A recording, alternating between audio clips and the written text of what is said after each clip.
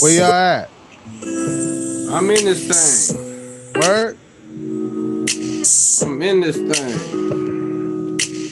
Sharing this thing out right now to the people. Yeah. Let me hop on that.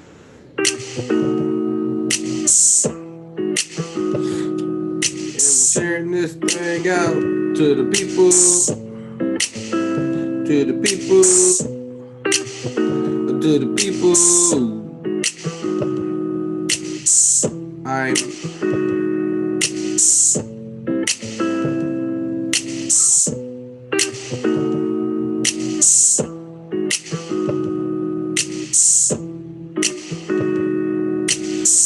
sharing this thing out to the people.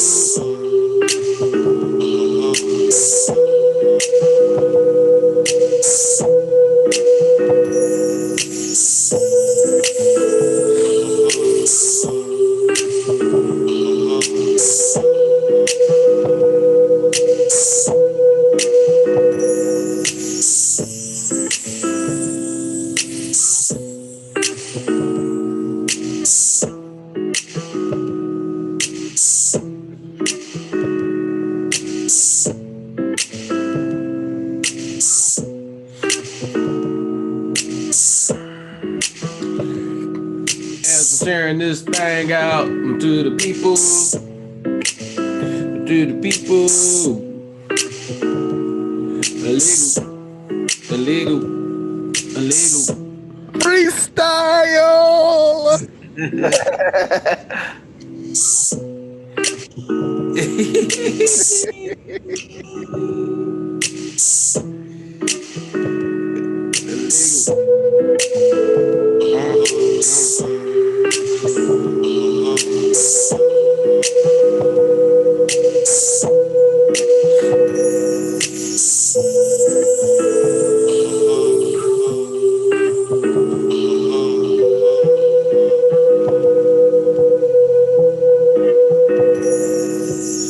Yes, sir. All right, that normally be the time. Like right I'm ready there. when y'all are, man. Let's do it, baby.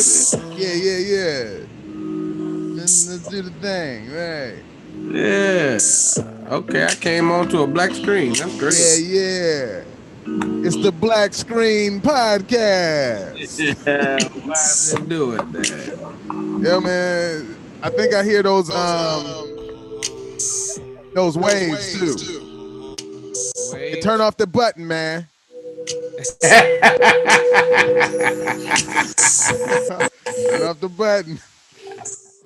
My favorite part is how frustrated you are with this button. Yo, man, I'm tired of the button, man. Right. Why is this? Is there a short in my phone?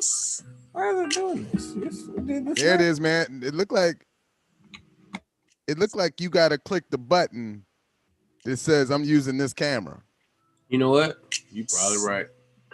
Yeah, because your real camera underneath.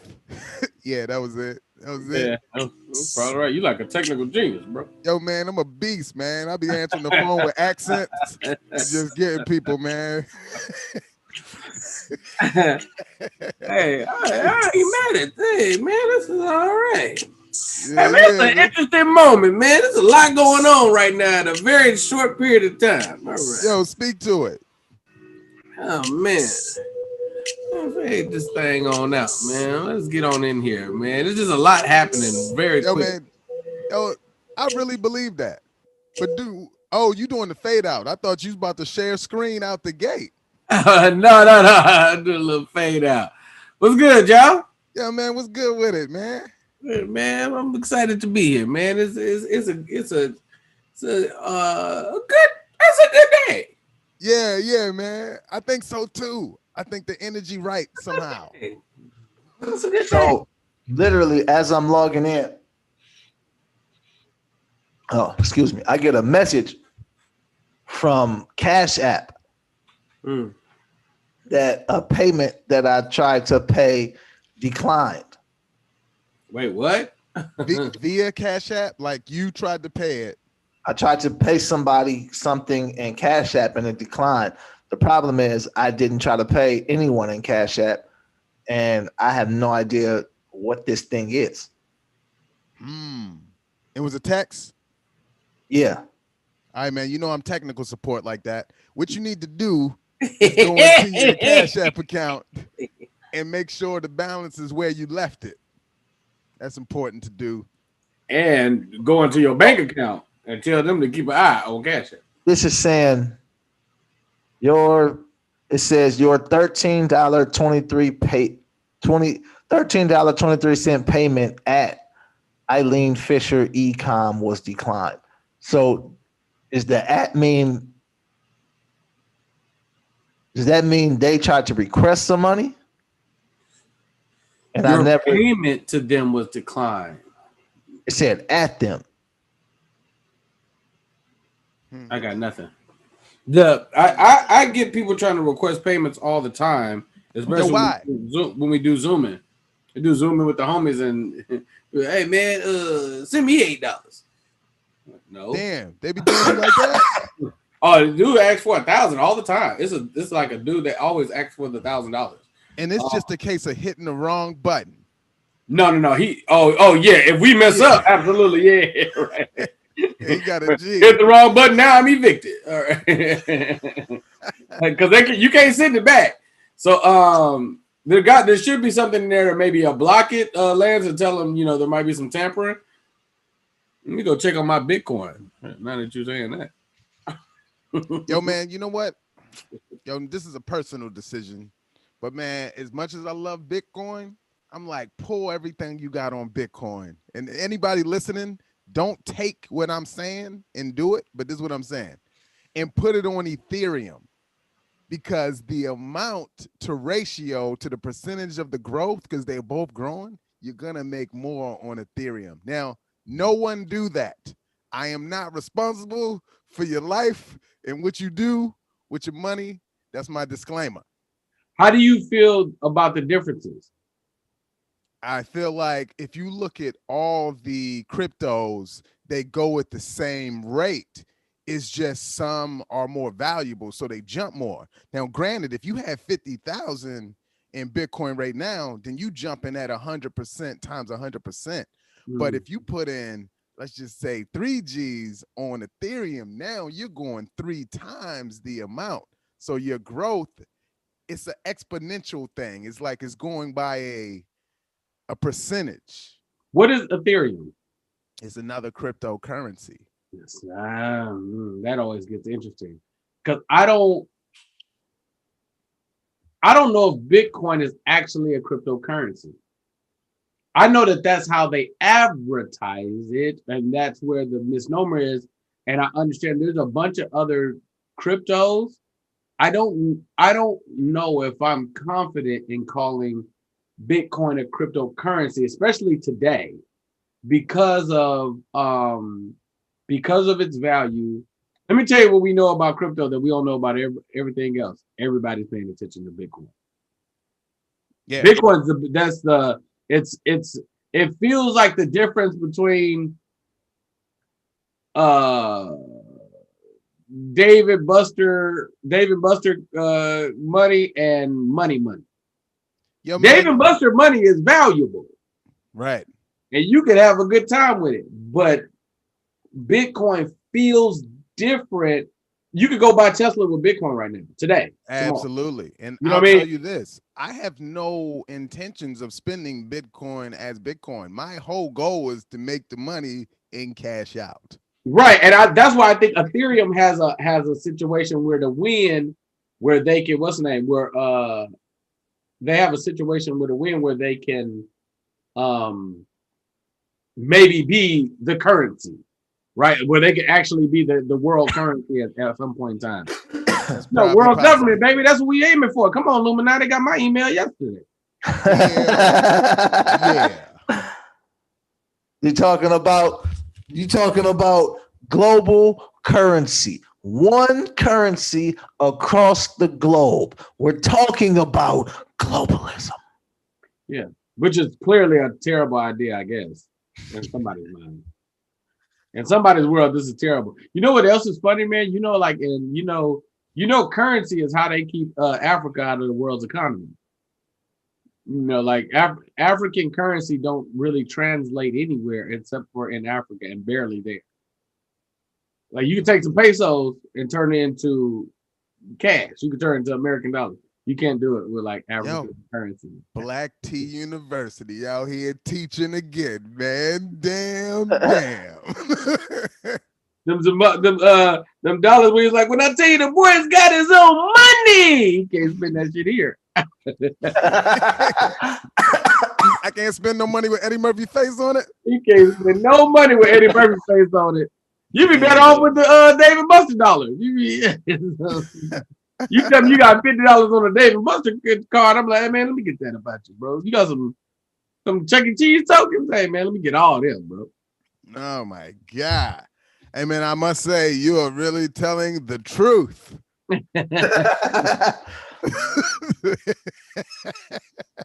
You know, today feel like one of those days there's going to be so much random fun shit.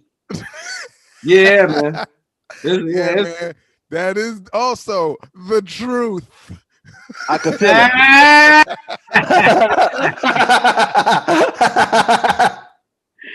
All right, wait.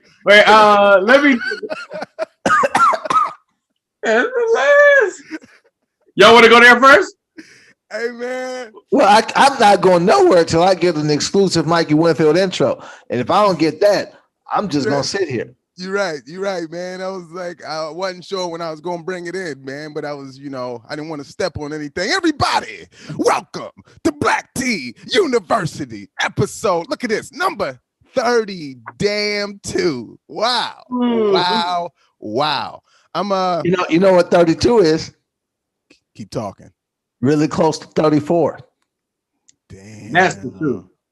You know who won number 34? The truth. Man, the stuff you saying is piercing right now. It's piercing.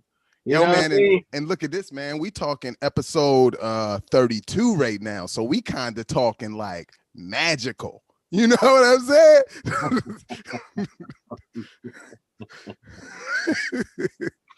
You know what it is? It's showtime. Hey, this is so good. We might have to clip it. You know what I mean? We might have we might have to doctor it up and then clip it. You know what I mean? Yo, man, for real. They calling bank, I'm calling game. You know what I mean? So yeah, man. I mean, I guess we here. We here, man. Yeah, go ahead, Mike. Let's get into the details. Paul Pierce hopped on his IG live, and he had strippers in the background who were giving him massages and ladies dancing. Were they strippers?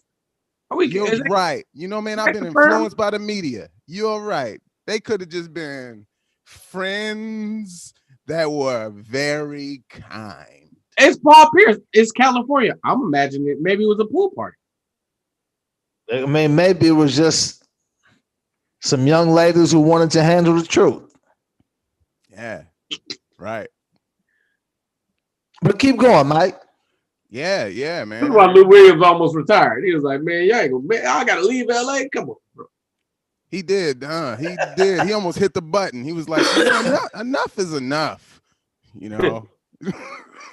Right. So ESPN saw the video that was shared, you know, and from there all I heard is they parted ways, you know, which I'm to assume that ESPN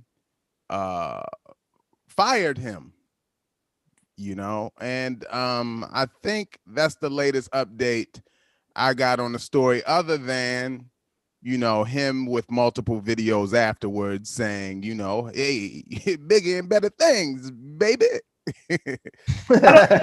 I'm so conflicted on this the more I think about it. I don't really know what's the conflict? Part of the conflict is, all right, what did he do? If ESPN feels like we're parting ways, why? Like, why? Like, what's the logic? He's an adult. All the women seem of age. They all seem like they was having a good time. Seemed like it seemed like a millionaire having a millionaire life to me. That's what I would be doing if I was a millionaire. It'd be a lot of that. It'd be a lot of that. That was my initial feeling. Yeah, keep going. Yeah. Total side note, but still on track. There's a show on Netflix called Instant Hotel, and basically what they do is like it's a bunch of couples reviewing each other's Airbnbs, and they went to this Airbnb and they had all this art and all this space and like this cool shower, and the lady came in, the expert came in and was like, oh man, you know, this can have such a good family vibe, and the family would really do well here, and I don't know if these aesthetics would do for a family. And I'm watching this, and I'm like, this house ain't for family. This house is for bitches.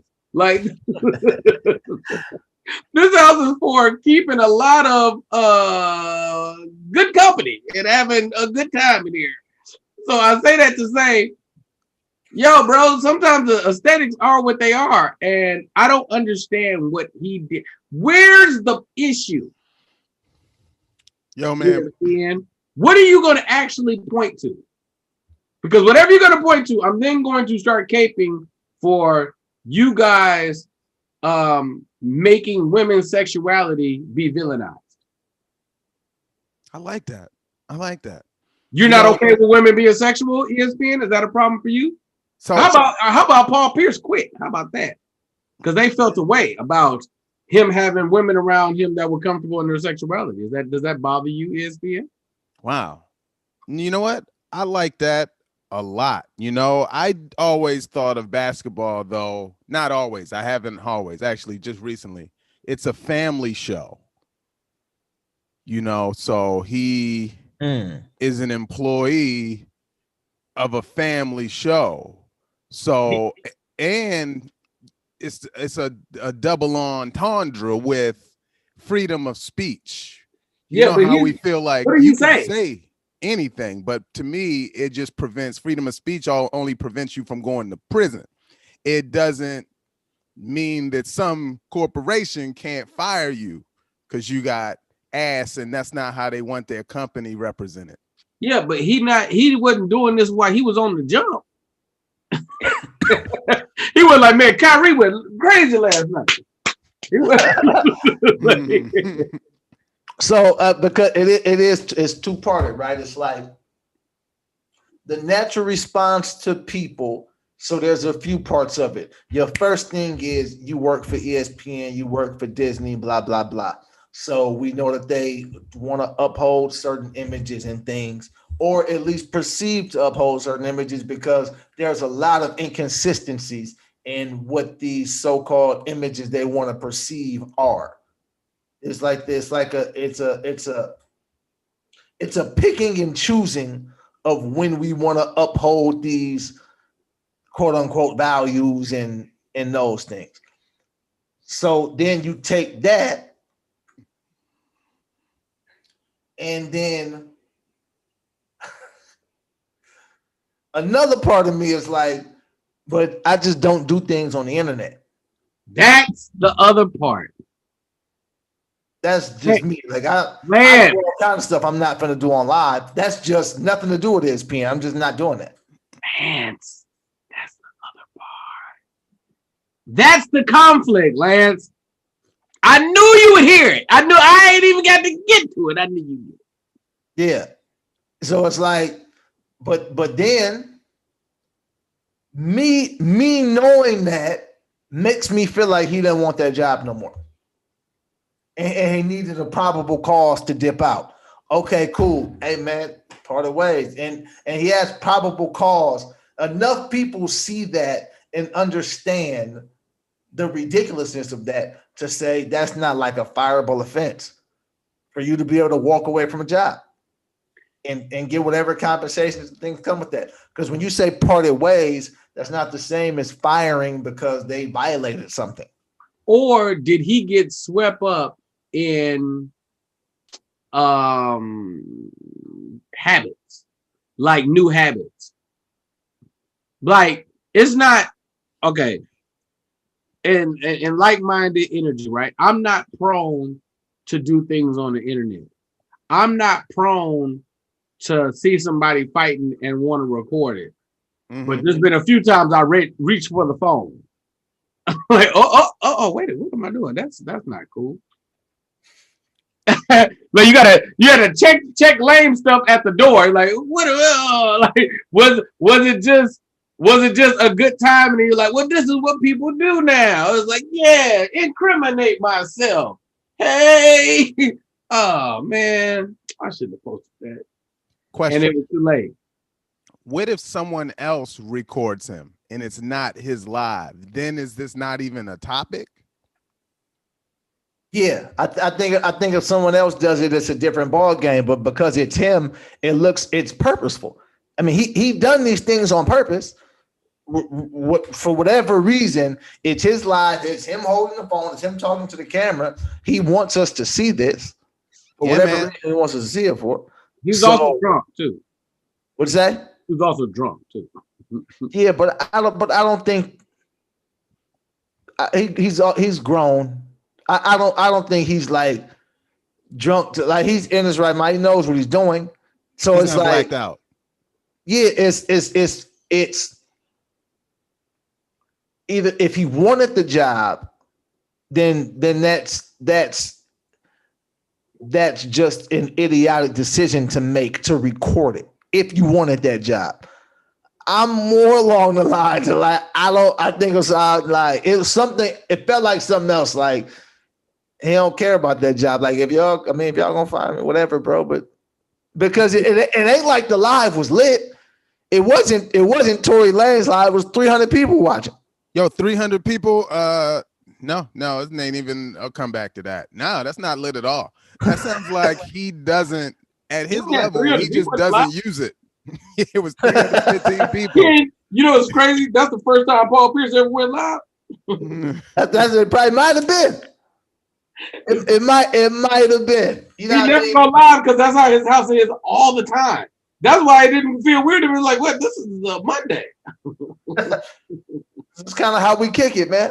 It's Easter Sunday. I mean, listen, we bring it in. Yo, man, so he can't just walk away. He can't just decide he wants to quit. He has to go out with this bang if he doesn't want the job. I mean, people do things all the time to get themselves fired. I'm not saying it's what he done. I'm just saying it's a possibility to look into or to think about, right? Because it's like we've all had jobs. Even we can speak from a perspective of entertainment, right? We all know, and we might have all done these things and been in these positions where even you watch what you say because yo, I don't want to mess up this thing. I don't want to say too much. You know what that's like. Yeah. So imagine on Instagram Live, smoking weed, drinking with naked and half naked women twerking in the background. You do that when you don't like you don't really feel like you have anything to lose by doing this. For me, I don't ever feel like I have anything to gain by going live and posting those things. So that's why I don't do those kind of things. But if you feel like, yo, I ain't got nothing to lose, like I'll be at work tomorrow. But tonight, going live with it is crazy. Now we'll post a video with some scantily clad, y'all. Hey man, so you've been to my Instagram before, you know I'm about it. Hey man, I just seen a picture. I just seen a picture that I posted in my stories. Because it just popped up and I'm finding it now. Oh, here I go right here. And this is just a picture. And y'all know that a picture only shows a picture. Right? I would never post the videos and the things that transpired, but that was Yep. Mm-hmm. You ain't got nothing to do with that. You just there. I'm just there. That was just a wild night in Tulsa, Oklahoma. I'd be interested in watching the video up to a certain point, of course. I'd be interested in going to Tulsa. But no part of me ever, when things of that nature are going on, make me think, let me go live. That's never crossed my mind. Not one time in my whole life. And that's because it doesn't, are you saying because it could not benefit from your perspective career-wise? Not even career. I just think it's lame as heck. Like it never crosses my mind to show people what I'm doing unless I'm entertaining. I'm not interested in anything reality related. It is 1,000% lame as hell. And I can say honestly, there's been, I mean, I don't know. I guess I'm trying to gauge it. There's been times I've had to check it because like we all live in this world and this worldly space where you have to be like, watch the habits, right? Like we're all kind of being trained or manipulated from everything that's going on around us. It's like you ever have your phone in your hand and you realize you don't need it in your hand? Yeah. All the time. It's just like I don't. What about this? Do you ever feel your phone ringing and it's not? Yes. And you just like, I got to check something might have just happened. Yes. You wake up in the morning and go directly to Instagram or YouTube, like, oh, they got me. Oh, I'm in here. I checked that before I said what's up to the Lord, before I checked my emails, before I handled any business. I mean, I was on the full swipe. So with that habit, there is a static. There's been times I've had a lot of cash on me. I won't even say a lot. I've had a fair amount. I've had a reasonable amount of cash, and I was this close to a money phone. I was close. Yeah. I couldn't go full money phone. Maybe I like scratched my face and the cash was in my hand, and it would have been a story, but not a full thing. And when I go back and see it, then I delete it. But it's like, it's me. It's the response is on the after effect because I'm just in the whirlwind of the world. Like it's like being really, really in tune with that. Like Lance, you're still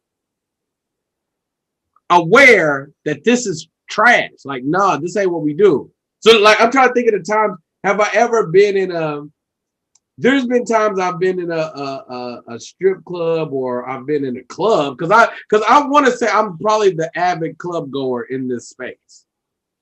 Yeah. Yeah. So like there's been times I've been in the club and I'm this dude.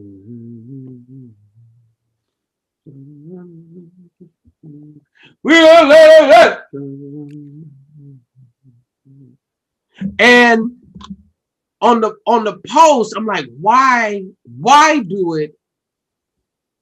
And then why am I hesitant? And the hesitation is what you're talking about, Lance. It's just like this feel weird and lame and awkward. But it's like also, you know what it is? There's two different versions of me as a person. There's the person that the internet gets to see, and then there's a person that exists on the internet that's that person, right? So it's like existing amongst the weirdos, and how much am I willing or not willing to do? What Paul did is existing amongst the weirdos. It's like all millionaires have parties like this, but they just don't post them. Yeah, that's the reason I think that stands out. What's up? No, because those things are normal. So now I'm the weirdo because I think that that's dumb. So I'm the weirdo. Agreed. And I'm okay with that. Like you have to be really comfortable with just being an anomaly and being strange, and because in this world we live in, content. You need content. You need okay. Content. So that's what I was about to say, man. In those spaces, you talking about the clubs and stuff and blah blah blah. I will probably be one to just post because I don't post enough. So there's times when I'm like, damn, all right, yeah, I'm here. Just because I don't post consistently. Yeah. So I end up, man, and my posts, they can't all be in the grocery store. It's technically work. To a certain extent, it's like a work thing, right? Like it's work of Jay's. It's like I'm creating content for followers and fans because we're all in this weird world, bro. First of all, y'all remember being famous used to be like you wouldn't see famous people. Now people are famous for no reason. At the end of the day, our goals are just to sell tickets to people to us doing stand-up. We do a podcast so we can create content so more people can mess with us. Come see us do stand-up. Yo, man, you know what? Oddly enough, people really want to know what we're doing. And but none of us want to tell them. Nobody here wants to. Some people want to tell them. Some people need to tell them. These are the Lance's friends that be crying on the internet. They needed these friends. So and then see there is a there's a group of people who are famous on the internet, and they're famous from being famous. Yes. That's what they're famous for. So they just put cameras in front of their face and just do stuff, right? They don't really have a particular talent, a skill. They're not particularly interesting. They just roll the camera. So let's do that. Let's get some jalapenos and rub them in our eyes on the podcast. That shit will go crazy. It's possible. Man, you already had the best idea, man. I want us to find that clip and re-air it, man, when you just had us create beef. Oh, man, the beef, man. The beef is dope, man. The fake beef is super lit. and that's been going on for years. Right. See, it's no ideas original, nothing new under the sun, man. All of these things have been done and redone and then done again. Right? Yeah, it's crazy. Yeah, man. I got a bunch of like random stuff on my mind today, right? Between man, I like this. Tell us, because I really want to know what y'all up to. Because I'm like, I feel like that too. Right? Check this out. So my grandparents been here. My grandparents been at the house for the past few days, hanging out with them. I watched Godzilla versus Kong with my grandfather. He's into that kind of stuff. I don't get it. Hey man, I was just spending time with my grandpa, man. I do not understand. I don't get it. Godzilla versus, I haven't seen it yet, but I know Godzilla versus Kong, they literally were doing things to take away from the storyline because we're here to see the fight. You're just here for the fight, bro. So man, what I heard is it's a swamp animal and a little monkey, and they mutated. And then I haven't seen it yet. And then they get gigantic. And then they fight in the world of regular world stuff. Bro, Yeah. when I tell you I was sitting there, he was like, oh, and I'm sitting there like Like it was Mayweather and Pacquiao. it was anything interesting. Like I was like, Mm, but then in the same vein, right? mm. Yesterday I was watching the Kings game and he was watching it with me. He watched the national championship and he was watching it and he would comment on it, but he's not into basketball. He'd be like, they're called goaltending right there, right? And I was like, no, that's traveling. He's like, oh, huh? Like he probably watching. I'm watching the game like, oh, he probably like, what? Like That's interesting, right? I'm watching that with him, and I was watching westerns with him. This the thing about westerns. You like westerns, Mike? I would give them the chance, but I haven't. You ever watch westerns, BT? What's a western? I Fair. know Wild Wild West.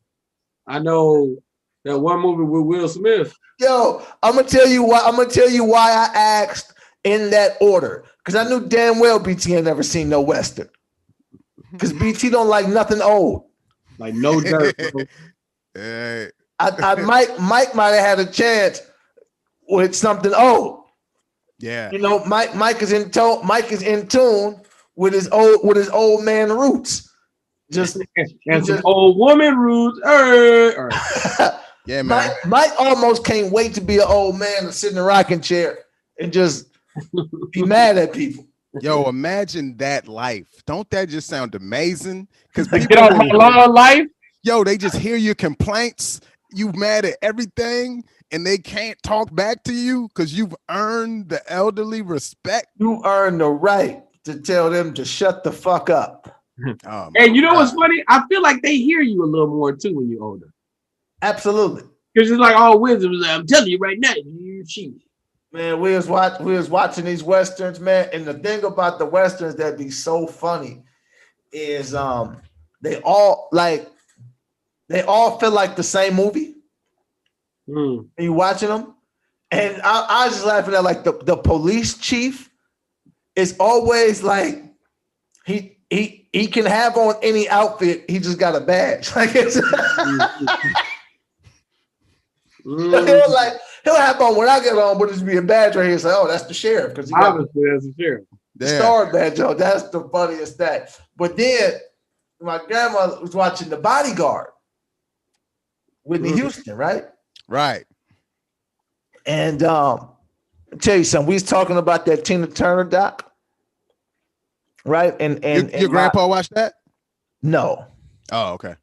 Nah, we was watching The Bodyguard though, and I was telling y'all about my disdain and how much I despise that documentary and What's Love Got to Do with It. And in a lot of ways, Tina Turner. On the flip side of that, Whitney Houston. Oh, yeah. Never done that. You see what I'm saying? Like the difference. Now, Whitney done an interview with Oprah, right? And she spilled some dirt or whatnot, but she never let the media sling Bobby Brown through the dirt like they wanted to. See, the media's perception that they always tried to push was evil Bobby Brown corrupted our beautiful Whitney Houston. And Whitney never let them do that. She never let them do that to that black man. And for that, I will always salute and love Whitney Houston. No pun intended. But yeah, you will always love her. And love. Yeah. Hey, you still singing? Well, go ahead. Hey, it's a new Western coming out, isn't it? With Idris and Lil Nas X. Lil Nas X. First of all, that is definitely not Lil Nas X. That is the boy from Stranger Things. Oh shit! Concrete Cowboys. It's out on right. Yo, my bad. Yeah. Because that dude's a good actor. He up there like, oh, come on now. He watching this right now. What? Yeah, come on, Mike. My bad. Yeah, man. But they got I saw him with cowboy hats and horses, so I just assumed. Listen, Western, that only happens in the West. Westerns are a very interesting space. I just played a cowboy. Shout out to interesting things going on. My commercial dropped literally right before we started. That's why I was like, it's a lot of stuff happening right now. So I just saw the spot. I don't even know if we can play it. Oh, because somebody else might own it? Hulu owns it, first of all. Damn, congratulations. Commercials on Hulu. The face getting out there. Damn. No, that's the crazy part. The face ain't out there. What was the hat, the cowboy hat on your face? No. I'm in the commercial, but I'm in it for like that long. So okay, hey, question. Was you in it longer or shorter than I was in Popstar? Because I was in there for probably maybe 0.3 seconds. I might have you by a little less, bro. I might have you by I'm in there like a sneeze, bro. Like actually like a quick sneeze too, not even that. Just the not the build up to the sneeze. Nah, just the just the particles. Just the particles, bro. Just the COVID. So booking things. So all right. Y'all know how this goes. You do the audition, and then I went out for a very specific role. I got to the callback, and they was like, all right, try this. Okay, now try this. Okay, now try this. And I tried those things. Right. And then I actually seeing it after having all the time on set and the wardrobe and knowing all the ins and outs of what happened. I'm like, first of all, I love the concept for the commercial. I feel like it's going to be everywhere. And I was like, huh, okay. And it was super dope because I booked it. Me and Tangerine both booked it, right? Word. So this is the first time we've ever got to book something together. And she's in there. She gets her camera time. She gets the words in, and I don't even have no words. I'm just facing it again, right? But I'm in there, and that's all that matters because I'm a principal. Hey, so man, that's good. You made it seem like your face wasn't even visible. Like somebody could hit pause, and you would be on the screen. Yes, but far enough back where it's like you wouldn't know it was me unless I just told you it was me, because it goes so fast. Now what they do with the 15-second spots and the other commercials, I don't know, but for this one it went fast. But it's they spent a lot of money on it. The special effects are aggressive, so I feel like it's gonna run. So I'm like, oh, that's great. It's gonna run. But you're conflicted, right? You're like, I booked it, it's running, this is great. But you don't really see me.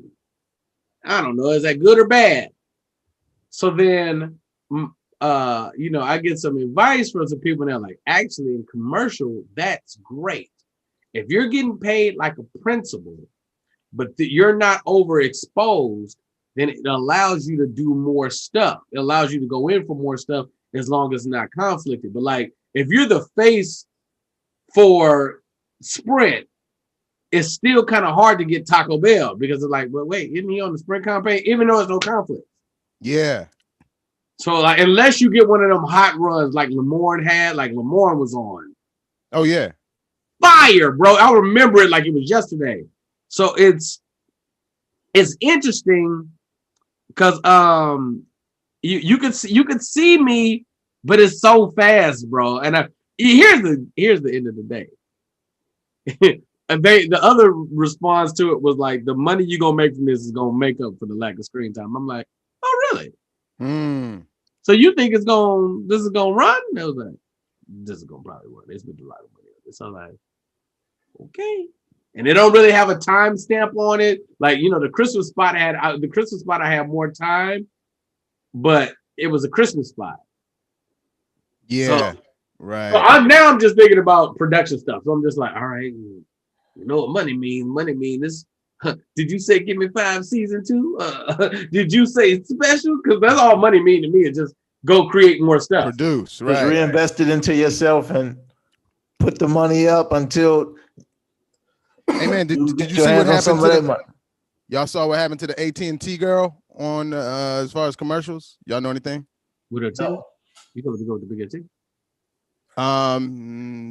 Maybe. Okay. But more importantly, probably the thick ass might be the issue. She got That a fat ass too? let me explain. She was doing commercials, and I guess she reads the comments. In the comments was a whole bunch of sexual comments towards her, like damn, dick. You know what sex? Everybody know what sexual comments are. So she brings more attention to it by going on live and saying, "I can't believe this would happen," and she cries. You know, this has made me feel bad. And then there's people like, why are you doing that? That's even bringing more attention. I didn't even know about this.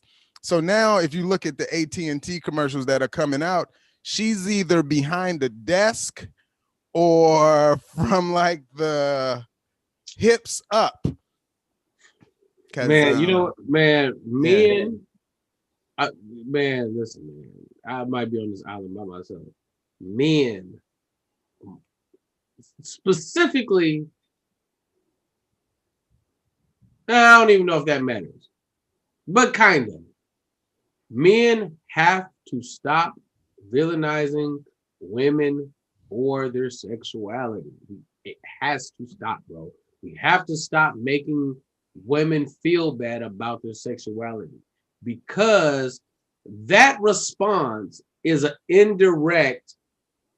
She's not really mad. Nobody's talking about her like that. She's been mentally programmed to think that this is negative energy because of the negative energy placed on women about their sexuality. Because she doesn't want to be objectified, because this is it's like so she feels uncomfortable because we don't make a world for women to feel uncomfortable in their sexuality. For her, for the longest, she probably came up and in school, don't wear this, don't wear that. You look like this, you look like that. So she's been trying to avoid that energy her whole life. So now being faced with it as a grown woman, with you ever see a woman comfortable in her sexuality, and she come in with them double D's, and you look, she be like, I know, and you be like, oh man, and you just be like, man, she surely is cool. And then you ain't hit, you ain't smashed, you didn't touch him, but it's just like she was comfortable in her body because she has become accustomed to this. Let me tell you something about this AT&T girl. She was in there with that little tight jean shirt on, fully covered. So this girl had some big ass titties. I say, damn, she got some big ass titties. I wasn't trying to objectify her. It just was blatantly obvious. I'm like, bro, I'm a comic and I'm observing. I'm like, yo, I think there's a range to the comics. I mean, to the comments though, because damn, you got some big ass titties, man. If I had big ass titties, I'd be like, oh, thank you. And you probably hear it all the time, and you probably like, yeah, thank you. You know, it's cool. But man, there's some dudes that's behind the camera screens that's not writing that. There's some dudes is like, I like to put my balls on top of them titties, and then you swing it around and throw it in that fat ass, girl. You seen that comment too? Yeah, I saw that one too. Right. Sir Lance Williams wrote it. So man, hey man, it's some slime balls. It's some people that like just say some shit, and man, we guys like we looking for that comment. Like we get that comment, we like, oh, do you? That's what you want to do, you know, man? Because that's how the world is shaped. Yes, you know? Because men are totally comfortable in our sexuality. Like we're totally comfortable in it, bro. And let me tell you the difference. This is a perfect example. You have to picture the way women feel about heterosexual men advances is how heterosexual men feel about homosexual advances. So it's like when you're totally comfortable in your sexuality, if a gay dude came and said, yes, gay stuff, you know, rainbows and pickles, I don't know. But if they said it as a man, you'd probably laugh at it. As a man that don't have no interest in that world, you just would laugh. You'd be like, thanks, and then you keep it pushing. Because you know you're not over here existing in this world. If you're uncomfortable in your sexuality, yo, man, don't come over here with that. I'll kill you. Bro, relax, man. Yo. What if he didn't know? What if you had on the shirt you said, you got on the jeans and the shirt you said you might have been one of his? Relax. That's interesting. Hey, man, I worked on a gay network. I remember. What was the name of that? It was Straight Out Report. The Straight Out Report. Straight Out Report. Yeah. Yeah, man. No, I went to college in San Francisco. Hey, listen, we all took acting classes. The field that we're in is surrounded by that. So, like, you just got to be comfortable here and be like, oh, no, it's cool, dog.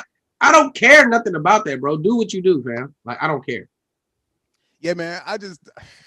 I'm with you. As for many of that, I just like, you see women getting harassed all the time, the women that you attempt to protect, and everybody's not coming at it with the same respect you might approach with. And we've known that forever. So agreed. I'm always been a fan of, can't you just, like, all of us can't, if we don't want something, can't we just turn off the internet? I've always been that, like, can't we just kind of hang up the phone? Can't we, like, isn't that like the power you have to do that? But I guess that's not. Much too simple for, people want nothing and everything at the same time. Right? It's like, and that's the problem. It's like, you can just get off the internet, but I can't. I'm addicted. Yeah.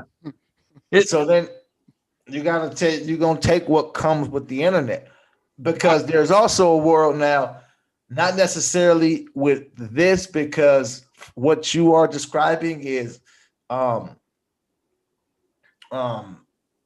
something she can control, but you can turn off your comments. She might be reading the AT&T comments. That's what I'm saying. For this in particular, it's not as in control, but even there's a lot of things people can do. If you talk about how toxic or whatever word you want to use for the internet, there are things you can do to help deal with it. But then if you turn off your comments, you can't look as lit because you don't got as many comments. And it's like, well, then you got to pick one, bro. And you can't read the positive ones that come along with that slimy shit. Why are you reading comments for a commercial anyway, bro? Why are you going and reading? It just seems like, and what you can't, we ain't gonna never be able to control how people move. So my question always be, for a solution, how you gonna move? You can't control what they gonna do. You know how she moved? She moved behind the desk. Now, like, and when she move, I move just like that. I'm behind the desk. Like, stand up. It's gonna be a tall desk. Was it WandaVision? Every time Kat Dennis showed up, I was like, yeah, I'm not going to say anything, like Mikey said, because I'm respectful. But I mean, stand up. No, man, I'm trying to figure out what comment I was trying to connect with yesterday, man. I don't troll. But man, I be in some of the big like news things, and I just write comments that I know it's gonna be like. So you be trolling? Maybe, But man, I was damn it. I'm trying to think of it's like, man, it's shaming is just the worst anyway. But man, there's a lot of women right now that are paying their mortgages off for the year with OnlyFans. Yeah. Man, so like we are promoting right now, which is great, using your sexuality to work in your favor. I don't know if I'm gonna have that result on my OnlyFans if I just go in there and swing my balls around. So I don't know until I try. It can't be, we can't promote we can't promote body positivity and then shun women on the other side. It just don't make no sense. Y'all can't argue. It can't be both ways. It can't be like, go Lizzo, yay. It can't be pro Lizzo, pro slut walk, Paul Pierce got fired because there's women on there slut walking. It's like, Yeah, well, because this is the cold part, right? this is that turning point because you want to protect women's virtue. No, well, I just, what be happening with me a lot of times. It's like, do I want to bring my friends down this road? I'm fine. I'll be like, bro, I don't want to bring my friends down these places. They just trying to. Before you say it, I know that my life is fiction and nonfiction, and people don't really know the difference. So I'm not even here right now. I travel down most roads, but people don't know who's traveling down that road. If you talk about women's movements, a lot of the body positivity stuff, a lot of these things are fake movements, not controlled by women, really. Yes. So you have a lot of men, a lot of white men that kind of give us movements and we get behind them because we don't do the research or the critical thinking that it takes to figure out why is this happening right now. So then we just say body positivity. I'm fat too. Yeah. And it's like, no. You gotta think about this because when you start talking about body positivity, that's great, but there are health risks that come along with these things. There's imagery. There's a lot of things that go along with that. That's just not about accept people because they're heavy. We've been accepting fat. I don't know nobody who don't got fat family. Our mamas is fat and our auntie, that's not new. Right. That's not new. They put it out there like the whole time. Big people been getting disrespected, but now we putting into that. It's like, no, we've been loving our mamas this whole time. And I be looking at a lot of these niggas baby mamas. They've been loving fat women. I did. Sister, girlfriends, wives, all that stuff. All of that. So it's like you have to sit back and ask yourself, why are they promoting these things? Because if you look in your regular life, sisters, girlfriends, wives, and BT. I love them. I love them too. Keep going. Look, man. I was just agreeing. I'm gonna be honest with you, bro. I do not know any man who don't like big women. I know men who say they don't, but I see what they be on. Right. So a lot of these things, man, it's like, I don't know where this comes from. It's like, I mean, yes, I'm all for body positivity and all of that. But I mean, let's also be health conscious. And I don't want to praise and celebrate someone for being unhealthy. Yeah, man. Me and my wife, we talk every day. She throws out and she says, "Is she fat or thick?" And I'm always like, "Thick." She's like, "Well, what about her?" I'm like, "Thick." The longer the thick, the bigger she is. Yeah, man. You be watching 600 pounds like, oh, she thick. Hey, man, this is what I think, though.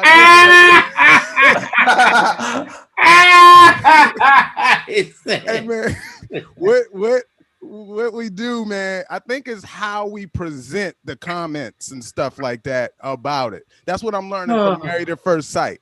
It's how you bring it in. Like, if you write in the comments when they doing a body positive post, it was like, hey, man, cholesterol is going to kill you, then maybe they're like, oh, not on this post, DM her that or something like that. I think it's just the approach on it. Hey, man, I think like me and BT talk about this. We talk about it on here too, because BT just tell you, nigga, I'm not giving up wings, period. Never. It just ain't gonna happen. Ain't gonna happen. I'll be in there tonight. And, What about some vegan wings? Nope, not the same. I love them, but they are not the same. I will be at Buffalo Wild Wings because the bone-in wings are +1. Buy one get one free on Tuesdays. and I don't think it is helpful to go back and forth with people about things that no one's mind is going to change on.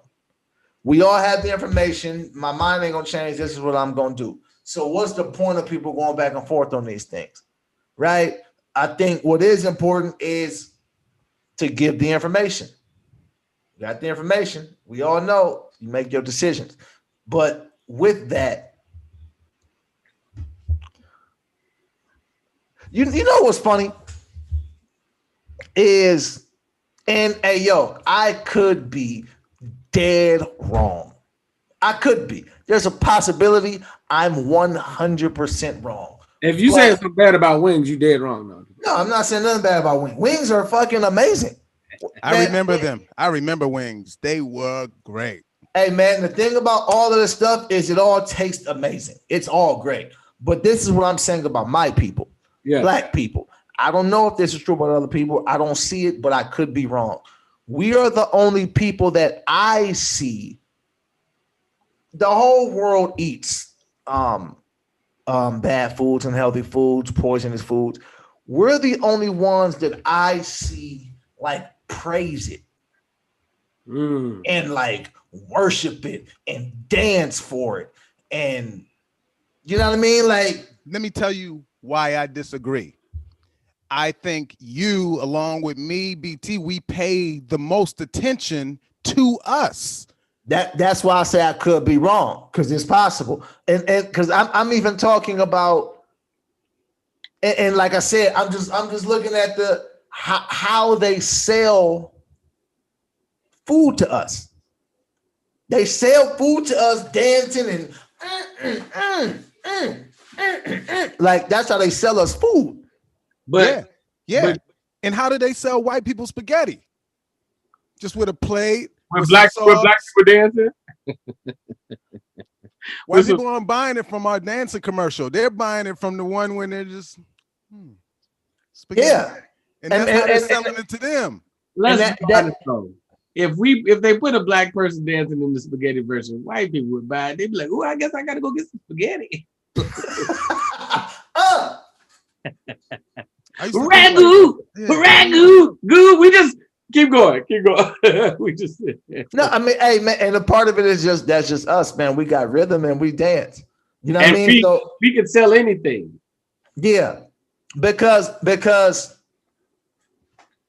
like like Jim Gaffigan, right? We all know and love Jim Gaffigan. A lot of his comedy is about food, right?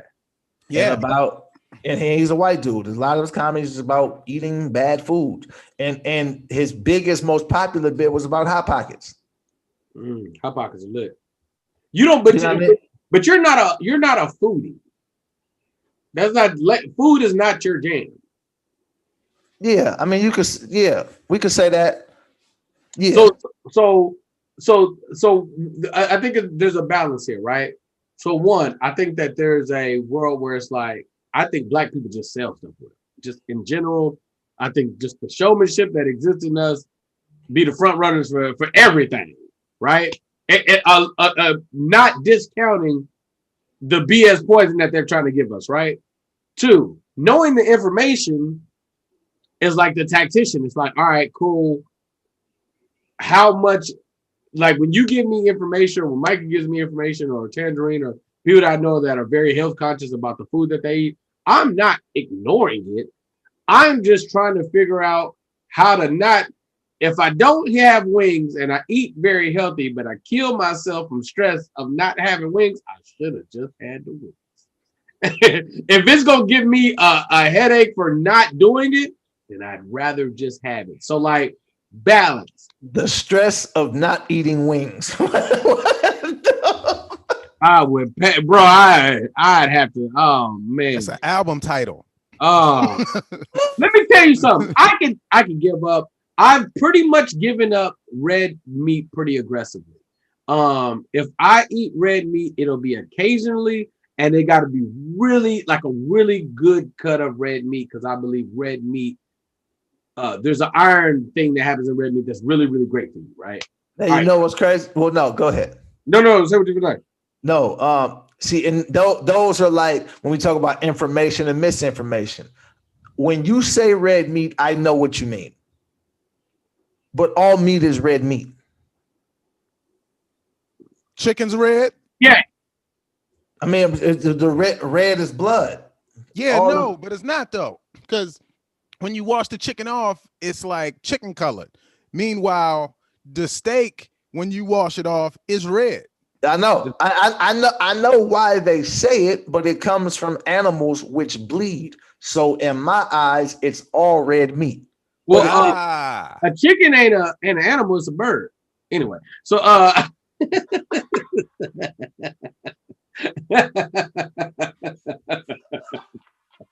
right. That was and but like, so it's like, all right, where do I find my balances at? Right? It's like, all right, my intake on fruits and vegetables should be higher, right?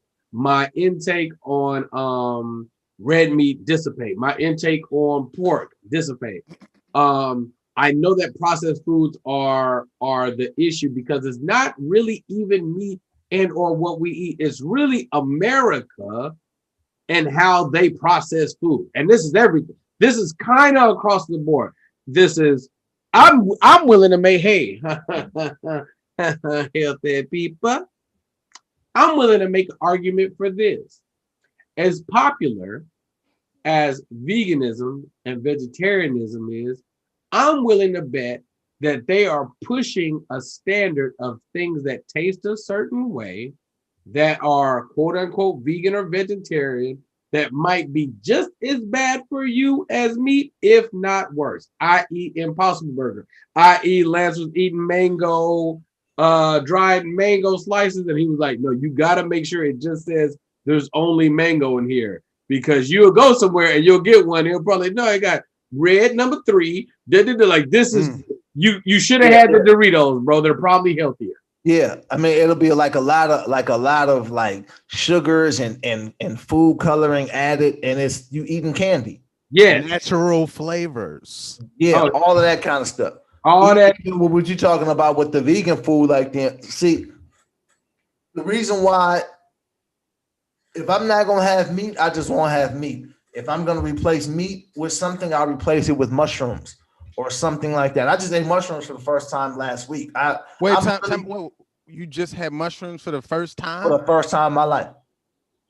Mushrooms. Last week. I'm really, really, really trying to make a lot of changes because I'm getting the information now. See, before you would the mushrooms hear is on CB's list. Keep going.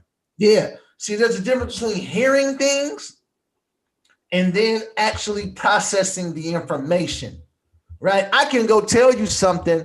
I can go tell you, hey, if you do 100 push-ups, you're gonna get stronger or whatever. But until you get down and do something and you start to understand not only what that means as far as getting stronger, but what does that mean to you in your life? Right. Because what if you don't need that kind of upper body strength in your life? You like, yo, the way I live, bro, I don't need that. You feel what I'm saying? So now I'm getting this information. I'm looking into different things. I'm learning that all vegetables aren't good for you. I'm learning that a lot of these vegetables are processed stuff. You talking hybrid, about hybrid, man-made stuff that is going to give you a lot of the same cancer as Doritos. And you love Doritos, so you just be like, bro, just give me my Doritos. Give me my Doritos, bro. If you're gonna do that to me. So I was like, yo, let me, because the reason I brought up the mushrooms is because I will not do a meat replacement. I will not do soy meat. I won't do that. Yeah. If I'm going to have wings, I'll eat chicken wings, or I just won't eat wings. Yeah.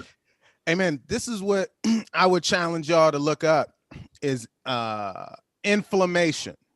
foods that cause inflammation versus those that don't. And that might be a simple thing that'll stop you from just having illness on something, that strengthens your immune system naturally, something like that.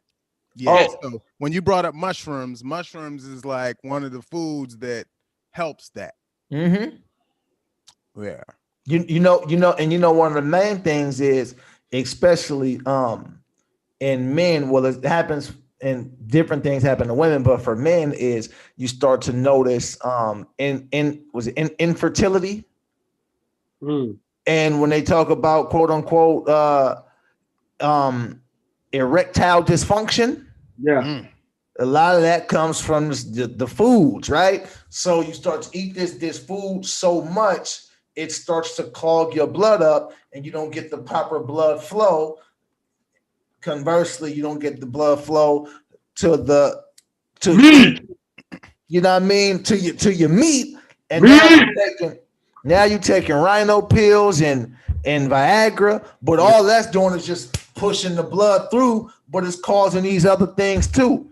Yo, man, let me ask you about ED or erectile dysfunction. Is it like coming quick, or is it not being able to get erect? It's not getting up. It's not being able to get up. Coming quick. You ain't even coming to the party. You still sleep. She right there doing all of this, and your dick is like this.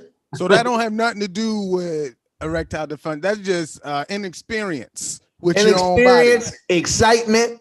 Yeah, that's a lack of man kegels, is what that is. You gotta, whoever's going through this, get your man kegels up. All right, let me tell you what you do. You go take a piss, okay? You cut the piss off midstream. You hold that thing. You be like, oh, pressure. You let practice.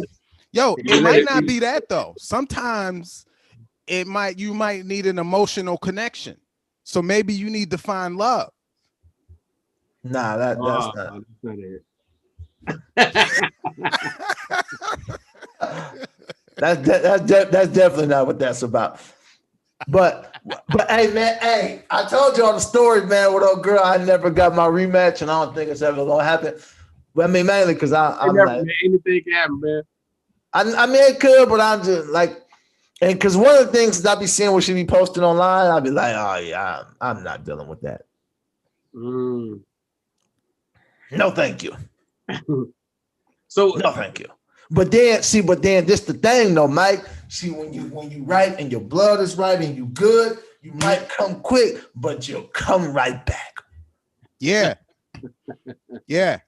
You said that like you speaking from experience. Like, no. Let me tell you this. I went to a personal trainer, and he showed me the exercises so you can make sure when you do ejaculate that it's ferocious. There's a muscle you could do. And man, after doing it for like a couple months, man, like when you have it, it's like, because you know how some are better than others, but it consistently gives you the, and man, and it's an exercise, man. I'm not going to do it right here and nothing, but it's simple. You can just do it while you watching TV. You could probably do it during Oculus. You could just practice. You can do it practicing Oculus. You don't want to share it with the streets? Nah, I ain't trying to share it with the streets, man. Because what we was talking about putting stuff online earlier. I just don't want people to see me doing that move. You want to have your secrets to your strong muscle? Yeah, man. Yeah. You know what's crazy is now this is the absolute fact. And this is one of the funny things about exercising. The crazy thing about exercising is like, if you exercise, right? If you exercise, you can eliminate a lot of nonsense, right? Like eating right and exercise is amazing. But if you have some cheat days and keep some physical activity, you just got to find some balance, right? Or you got if you eat some stuff that's not that good for you, but you give your body time enough to process it out. Or like, I don't drink alcohol. I don't do no drugs. It's a lot of stuff that I don't do, but I eat wings. Right? So, but what I know is that when I am working out, I be wanting to hit way more. Like I just be wanting to, yeah. What? Like you fuck, but like, Oh, but like, but like like what Lance was saying, like the energy, your testosterone will just be up, right? Here's the other thing. I understand as a person that lives a life where I could literally lay in my bed and watch TV all day and nobody's going to stop me, right? We have to be self-motivated as comics, right? mm. This is a hard fact that people got to realize that don't want to go to the gym. If you don't go to the gym, guess what? You're going to be sore either way. You're going to be sore if you go. You're going to be sore if you land in the bed. I've tested it. They both are uncomfortable. They both don't feel good. Because when you are working out consistently, I ain't never had a workout and after the workout, I felt bad. I might have had a hard workout that made me throw up. I might have had a hard workout that was like, oh, I'm tight. But I ain't never had a workout where after I was like, oh my God, I shouldn't have did that. Never. Are you saying it's mental? It's more than mental because it's definitely physical. Yeah, it's definitely physical and mental because when you work out consistently, you feel better and you realize you feel better. Now going back and doing it again, now we start talking discipline and all that other stuff. But you do feel better. You like, oh man, I feel better. Outside of an injury, but like other than that, you're like, man, I feel better. I'm glad I did that. I stopped doing my push-ups. It's been 30 days, man. So on that part, I feel you because I don't feel as good. I've been doing my balls exercise though.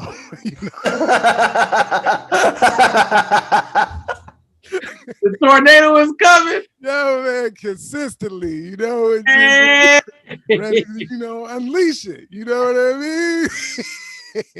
So I get you completely, man, about how it makes you feel from just doing the workout. So here's the other random thing that happened. And Lance, I know you got some other random stuff over there. I get we starting the thing. I'm trying to fix the audio. I get the thing about I get the text about the commercial. And then I look at the screen and I'm just looking at myself and I'm like, oh, I like this aesthetic. I like the red, white, red.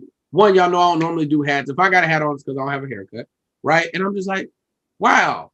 But this shirt I've never wore on screen because, I've been in the process of like trying to start a clothing line. And this is like sample, right? It's like sample, it's like sample adjacent, right? And it's like just the cut of the shirt. I did something. I was like, oh, well, the cut's cool because Mike, your jam is baseball cut, right? And I was just looking at the colors and I was like, this might work, bro. Like I've seen it in a mirror, but I had never seen it like aesthetically. And I was like, oh snap, like there might be something here that I just never, I hadn't seen it. You know how you ever wear something and you hadn't seen it until like you wore this? First of all, side note, Mikey, this jacket is amazing. Let's just have a moment. Oh, thank you. It's a shirt. Thank you. It's a shirt with a zipper. Nah, there's no zipper. It's a shirt under. Nah. I thought it was a zipper. That's even better. It's a shirt. It's a velour shirt. Yeah, man. I picked up a couple of these, man. It's time. It's time to really get the what's it called good, man. It's time to get the gear right. I don't even want to talk about my clothing line if you got a velour shirt. No. We love hearing about your shirt. Yo, because man, when you were talking about that, I was like, man, I'm pitching this baseball sitcom. Yo, you look just like the coach. Yeah. Yeah, man, you the coach on the the other team. I like it. Simple. Yeah. I mean, to this part, bro, like to end like to all the way into the tag, like no, my logo in the tag, like really like trying to assess how to do this right. I don't know, man. I don't know, man. We be doing a lot, bro. We just be doing a lot of different things, Mike. We be trying to expand into a lot of different spaces. I know. And we all understand the merch game, so it's just like, how far do you want to, stretch yourself in these different areas? Right.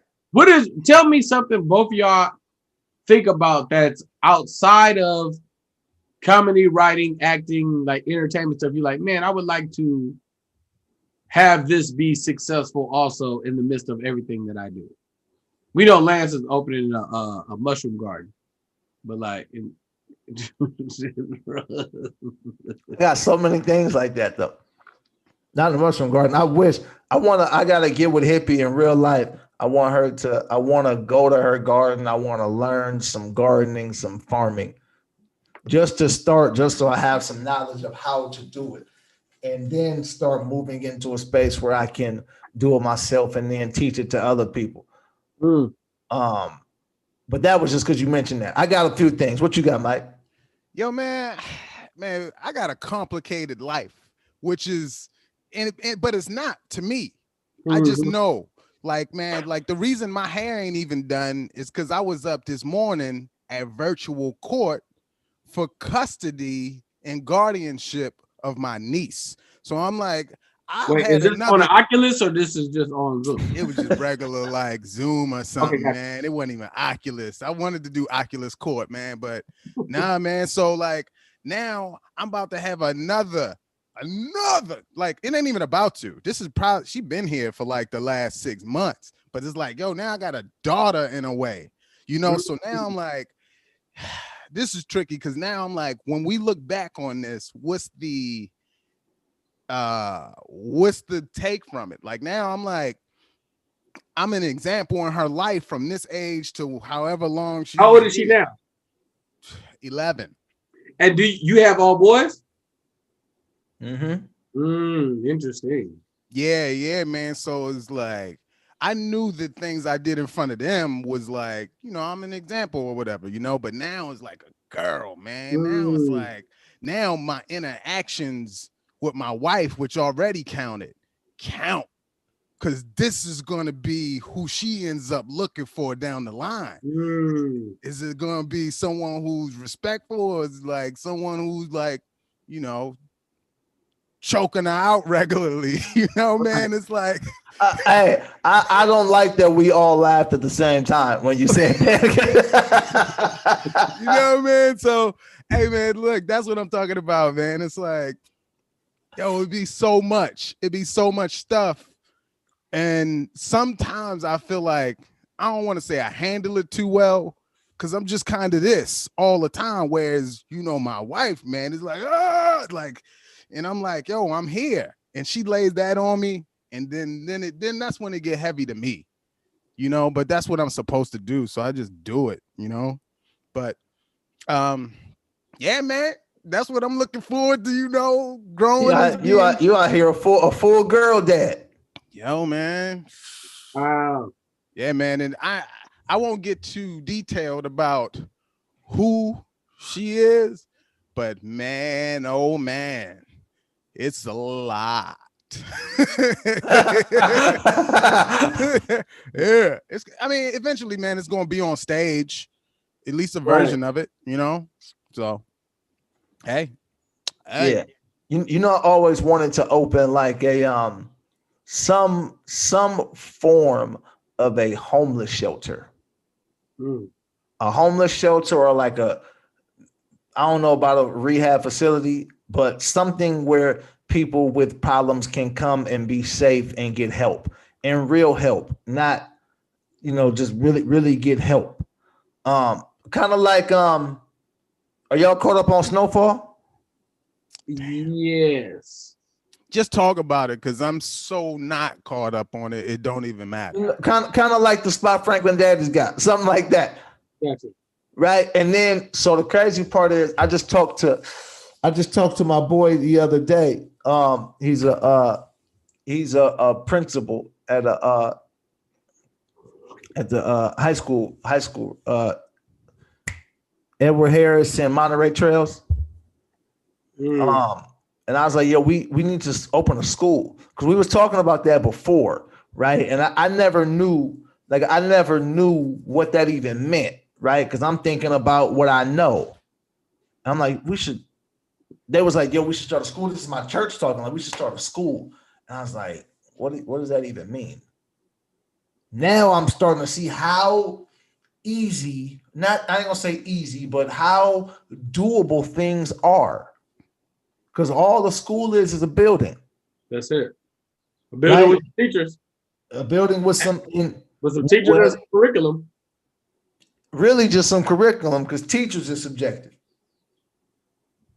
You just need and if we got a school, we teach them what we want them to learn. Yeah, the hard part is then the accredited post stuff after, but I don't really know how important that stuff is. Keep going. Well, it's important because they make it important. But then, like you right, BT, I don't know how important it is because I dropped out of high school, then it just let me into college. You know what I mean? So I don't even know, I don't know what none of this stuff even means. I graduated from a school called Juveniles at Risk, which means if I didn't finish this combined with anger management, I was going to jail. And then once I passed it, they gave me the same thing all my friends had who graduated high school, the same piece of paper.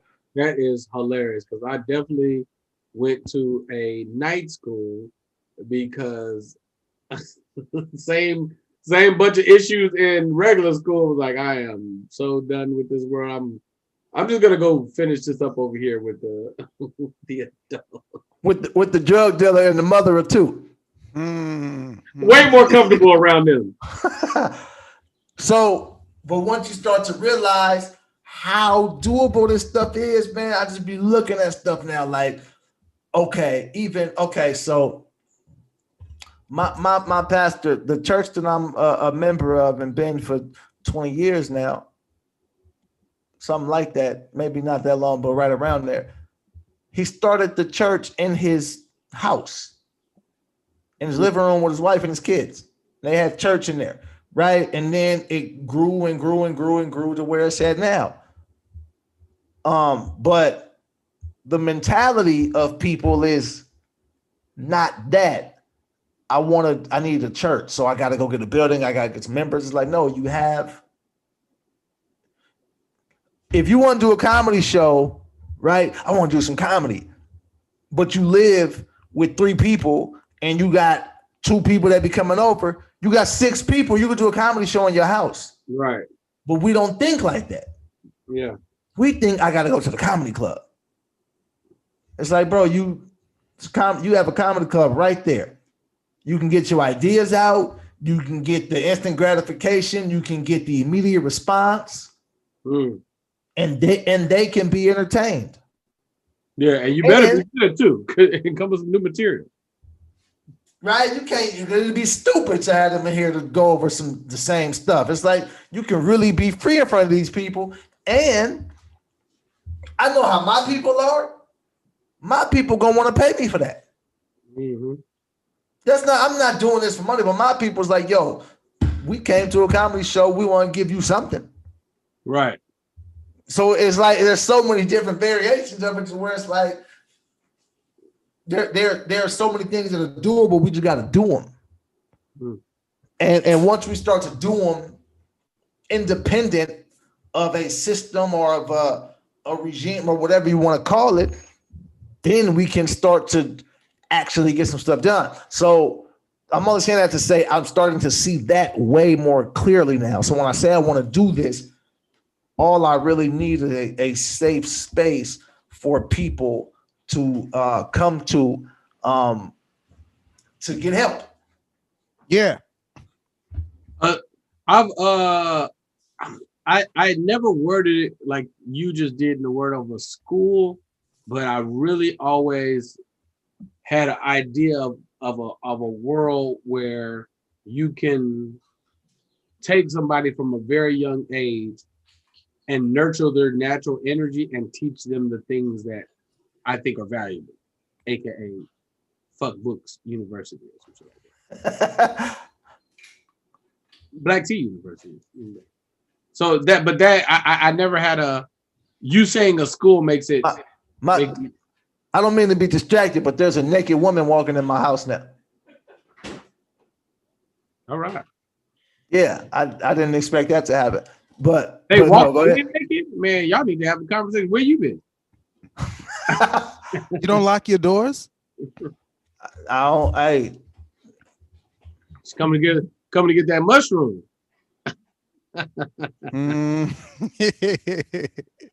Coming to get that Super Mario. Somebody get some of that portobello. Some of that shiitake. Psychedelic, you feel me? Nah. That was an interesting twist to the morning. But go ahead, BT. Nah, man. Let's talk about naked women. That's way. But no, you said you had an idea of this place where you could nurture Yeah, children from a young age. You said school and it just never registered like that because of probably what you said, like all the limitations on when you think of a school and what that is.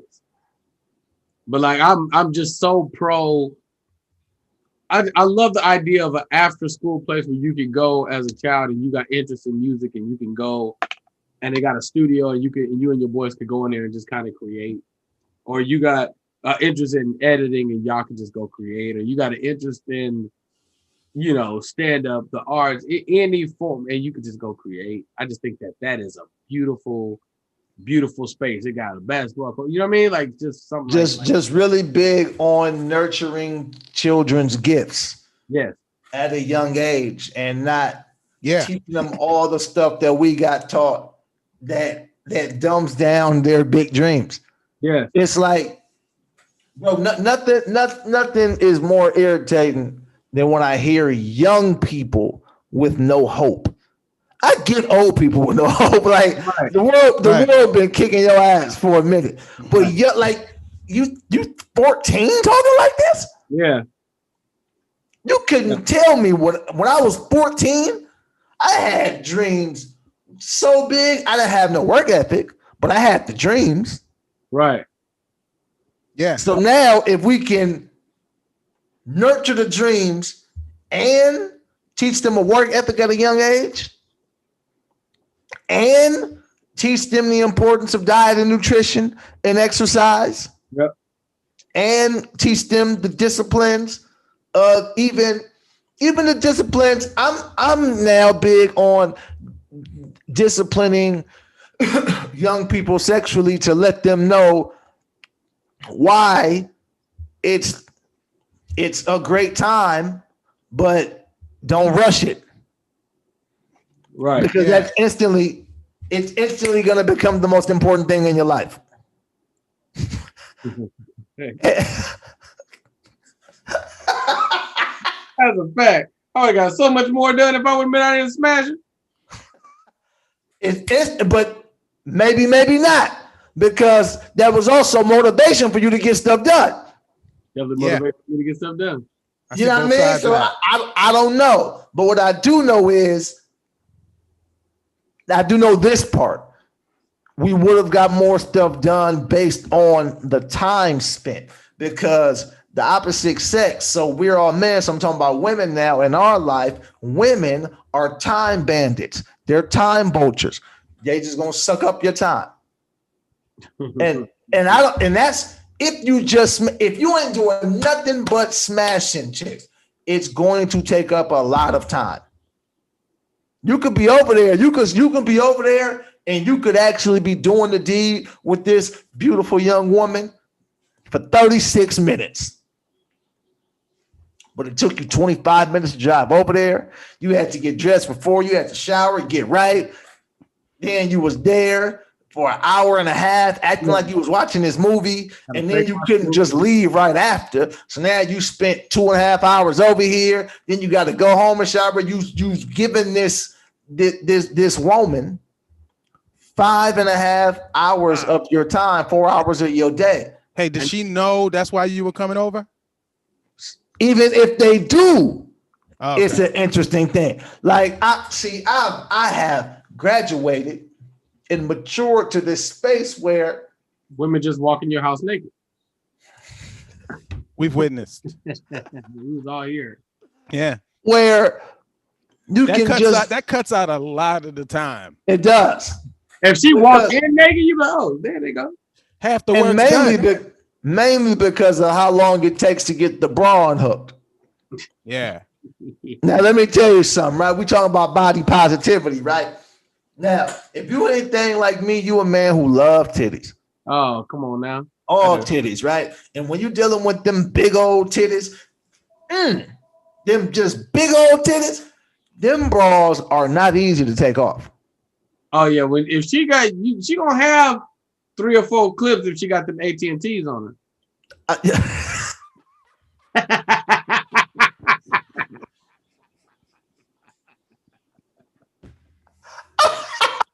If she got them AT&Ts. Yo, man, do you feel like a failure when you trying to do it for one hand for so long, and then you just gotta be like, fuck it, put the other hand so you can get the clip? You know the thing. Hold on, I've been having. Hold on, y'all keep talking. I'll be right back. I very rarely struggle taking bras unless they trick me. I can't do the fronts. The fronts always get me, but on the back, I'm gonna tell you where I realized the issue was force.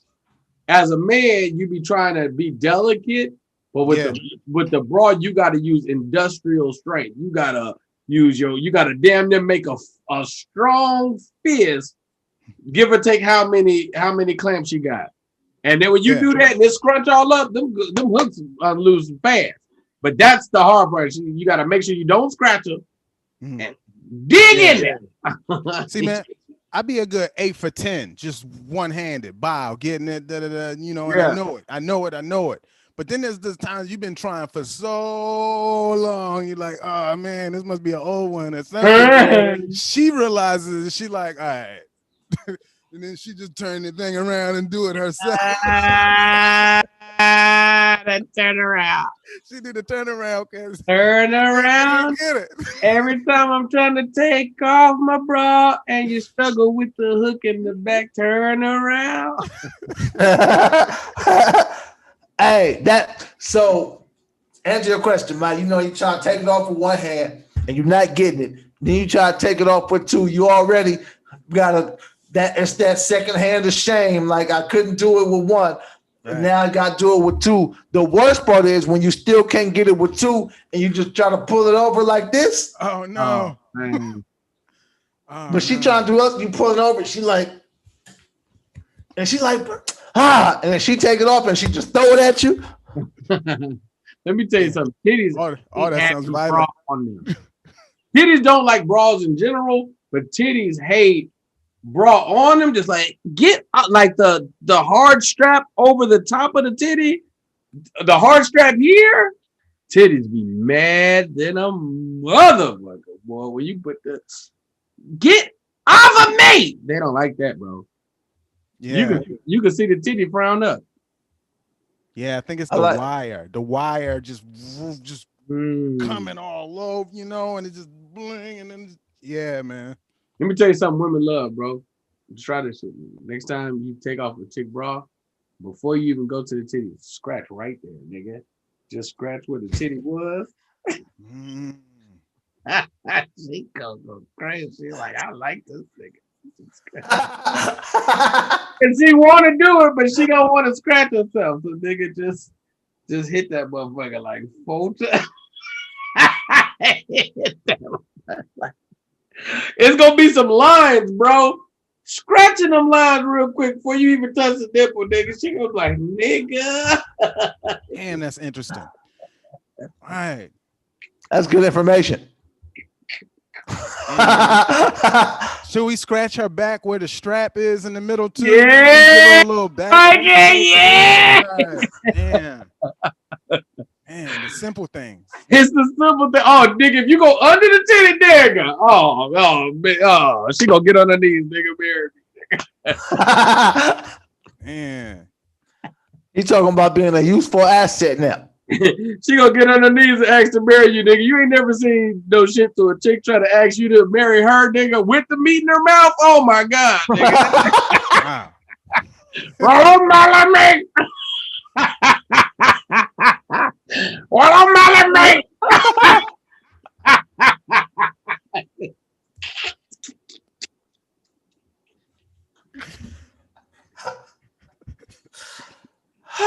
I'm a scratch under my teddy.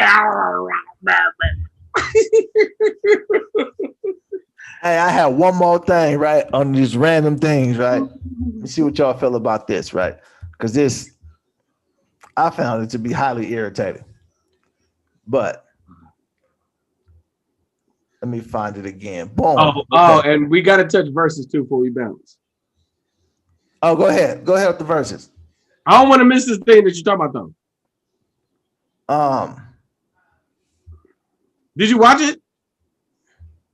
I didn't. Did you watch it, Mike? Yeah. What you thought? I watched it on the recording, so I didn't watch it in real time. Because it's just right on YouTube. Yeah. So what did you think when you saw the YouTube version? Man, it was kind of slow. So I loved all the music.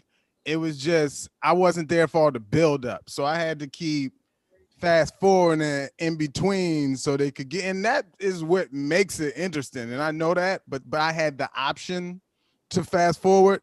So I found out something new. If you watch YouTube on your phone, did you know if you just tap your finger, that's how you fast forward it? Had no idea. So yeah, it's like, is that 15 seconds? I think it go 10, 20, 30, 40 as you tap it. Right. So when like Steve would grab the mic after about the fourth time, I was like, it's time to tap, and I kept tapping until the next song played. And yeah, man, it was beautiful. I know that was the only verses that took a bathroom break.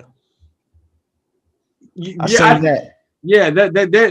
think they've taken breaks before, but this was the first one they definitely announced. Because I remember Jill was saying took a break. I want to say Brandy and Monica took a break. Here's the problem, bro. The beautiful thing about verses, right, was one, how organic it was. Some of the best verses, the most memorable verses, had all the issues.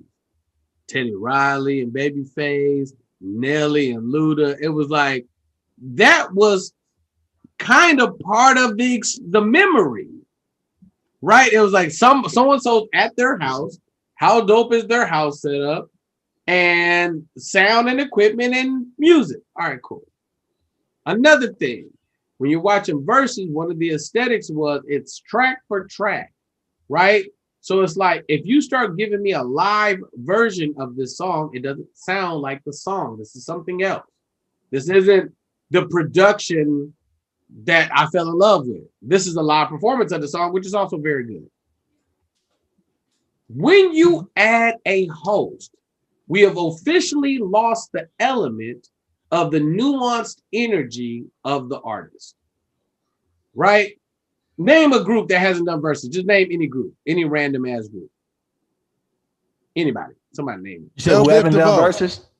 Belle Biv DeVoe. Let's say Belle Biv DeVoe does a verses against LSG. R.I.P. R.I.P. Michael Bivins? No, LSG. Levert. Gerald Levert. Right?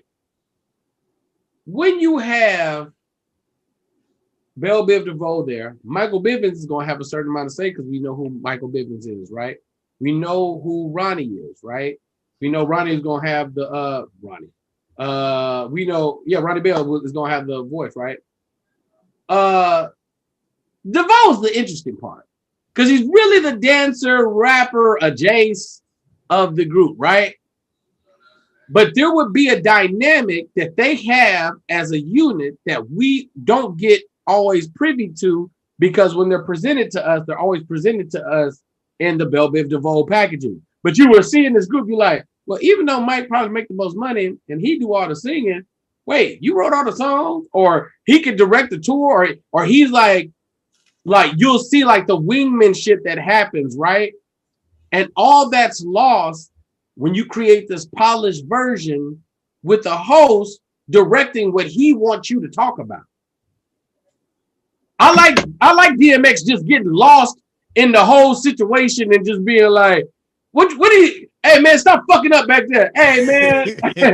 Hey, Switch, you keep saying there's 10 million people watching, nigga. I just keep seeing the same three motherfuckers. Nigga, that's verses, bro. Now, if you got Sway there, like, all right, DMX, tell me about you. It's like, nigga, I don't give a fuck about you being here, my nigga. It's not about Steve Harvey. I wouldn't care who it was. I don't want to see a host on Versus. I want the artists to talking over each other. I want there to be that weird snide energy that felt weird in the room with fucking Monica and Brandy. I want the tension that exists between Jeezy and Gucci on stage. If fucking if what's name is there, if Jay Prince is there and he hosted, and now there's just an air of respect in the room because there's a boss in the room that both these niggas respect. I don't want to see that shit. I don't give a fuck about that, nigga. That exists already. I've seen niggas get interviewed. I don't give a fuck about that, bro. And I really don't give a fuck about your opinion. I felt like I was watching niggas watch a Versus. Hey man, this was one of the worst ones for me. Look, I agree. And I think they only had to do this because of who the Versus was against. They don't know how to work any type of phone. Look, so I'm with you, Mike. So have the setup like you've been having it, right? Because they've been in the same room for a minute now. I like the same room. Here's another thing. These niggas didn't just so they did the setup, right? So I got the chat on our phone. So Versus used to be the whole screen. Versus used to look like, nigga, like, hold on 2 seconds. Just give me a chance to pull up. Versus used to look like this. It's my commercial. Versus used to be Versus used to be the whole screen, right? It was the whole goddamn screen. Totally thing, everything taken up. You ain't gonna see me if I come. Right? Boom. Now it's basically just they took it to this. They put all this dumbass artwork down here, and it's like, nigga, it's just that's all we're watching, bro. We're watching the niggas be this big, and there's 8 of them. You can't do it like this because then the words are all weird. So it's just like they did it so you can go purchase it on Thriller or whatever in HD. They did this weird setup. It's just hella polished now, and I don't like it as much. I need them to never do a host again. Maybe a host that's a little more aware of. You guys watch Hot Ones? You watch Hot Ones? No, I've only seen the clip of Shaq going.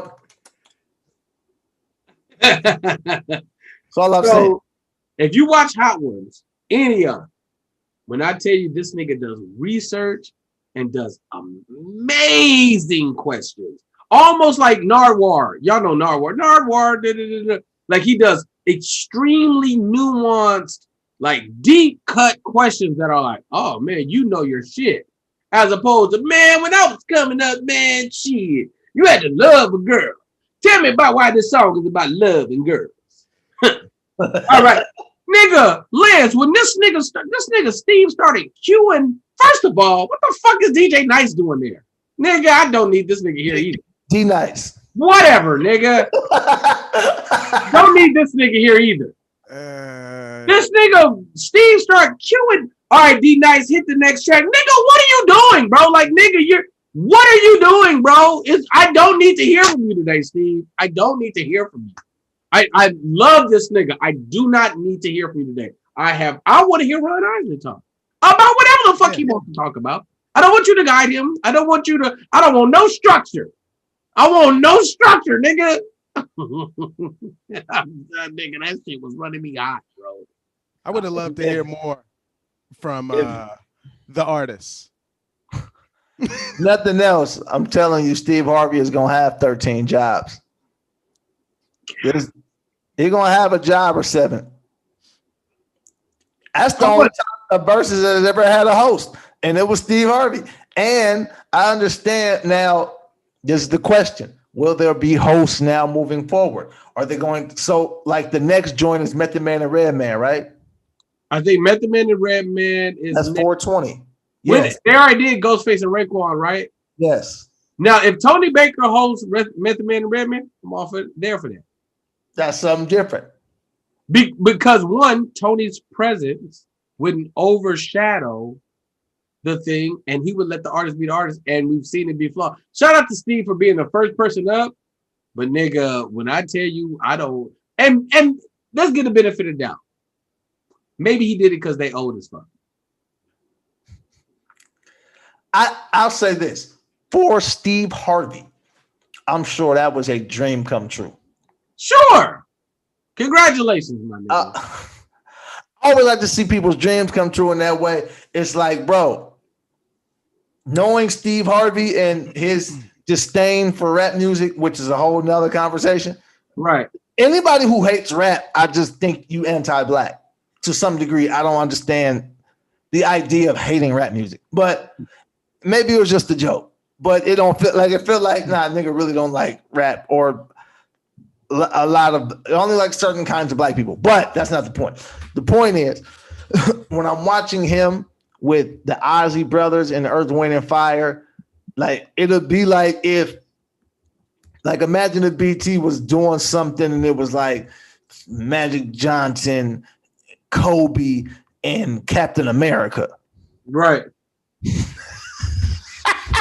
Right. They cut me off immediately. Yeah, that's right. Those that's like a fun event. Those are the three. Who is the Marvel nigga? Who was the number one? For in the movies, it was Iron Man. I'm saying for you. My favorite Marvel character, mine might be Gambit, bro. I ain't gonna even hold you. It's somewhere between Gambit and Bishop, and somewhere between Gambit and Bishop. Bishop from Juice? Hilarious, nigga. No, Bishop from the future. I've never heard of Bishop before. I know Gambit. That's the X-Men. Yeah, Bishop is a time traveler from like a dystopian future of the X-Men. Long, tall, black nigga with the fucking he got like a luxurious like curl nigga, big nigga talking shit. He was on the X-Men cartoon, and they fucking Gambit threw a card at him. He came actually to kill Gambit, and he was like, "Shoot another one of them motherfuckers over here, and that's your ass." And then Wolverine was like, "Try absorbing these," or whatever. I remember Gambit. From the video game. They used to have a video game. No, I remember Gambit. I'm good. Gambit wore a long coat, like a trench coat looking thing. Yeah. Throwing Uno cards at people. John Ford. All that. I remember Gambit. But no, there was another point you wanted to make too, Lil Lance, before we got out. Oh no, this is now. All right, I will just read it how it's written. This is coming from My Mixtapes, their Twitter account. They tweeted this. This is the picture, right? Verified account and all of that. I'm gonna read it. You don't got to try to read the words. I'm gonna read it. YouTube removed YG's 2014 song titled Meet the Flockers due to lyrics about robbing Asian people. Many of YouTube's employees criticized the song's lyrics amid the recent rise of Asian American hate crimes. Wow.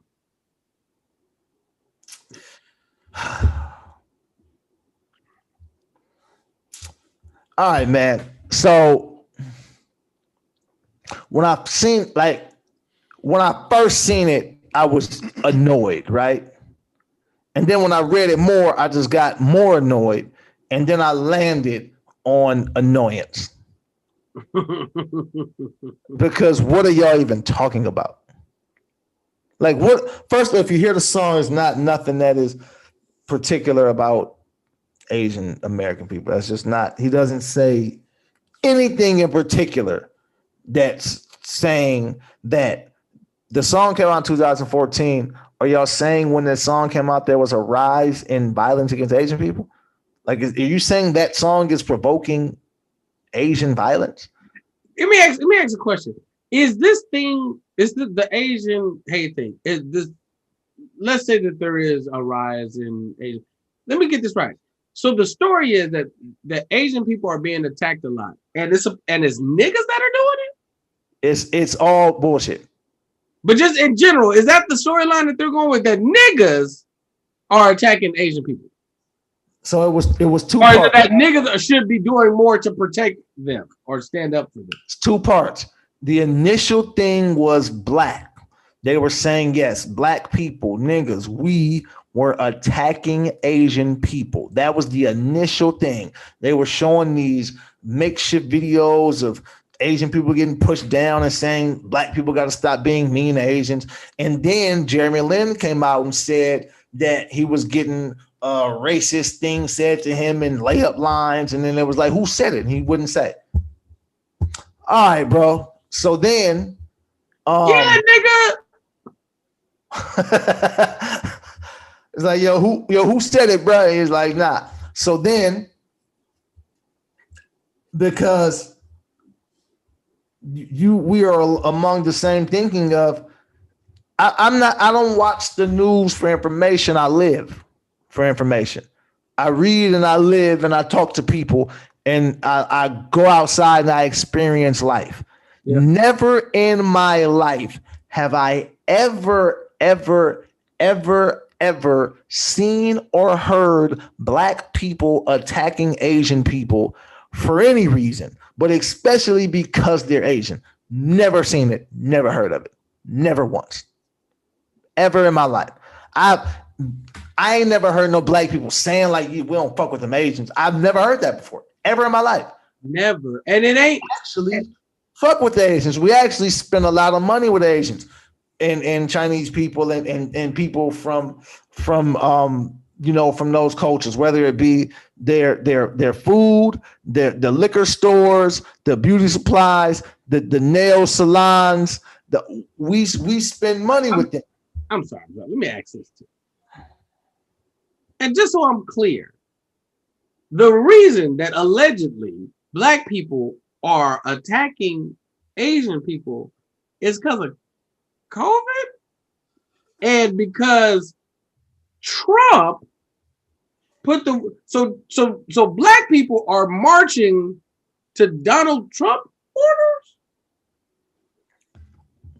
Cool. See what I'm saying? See, none of it makes any sense, right? So then, like I said initially, it was this it was this thing about black people but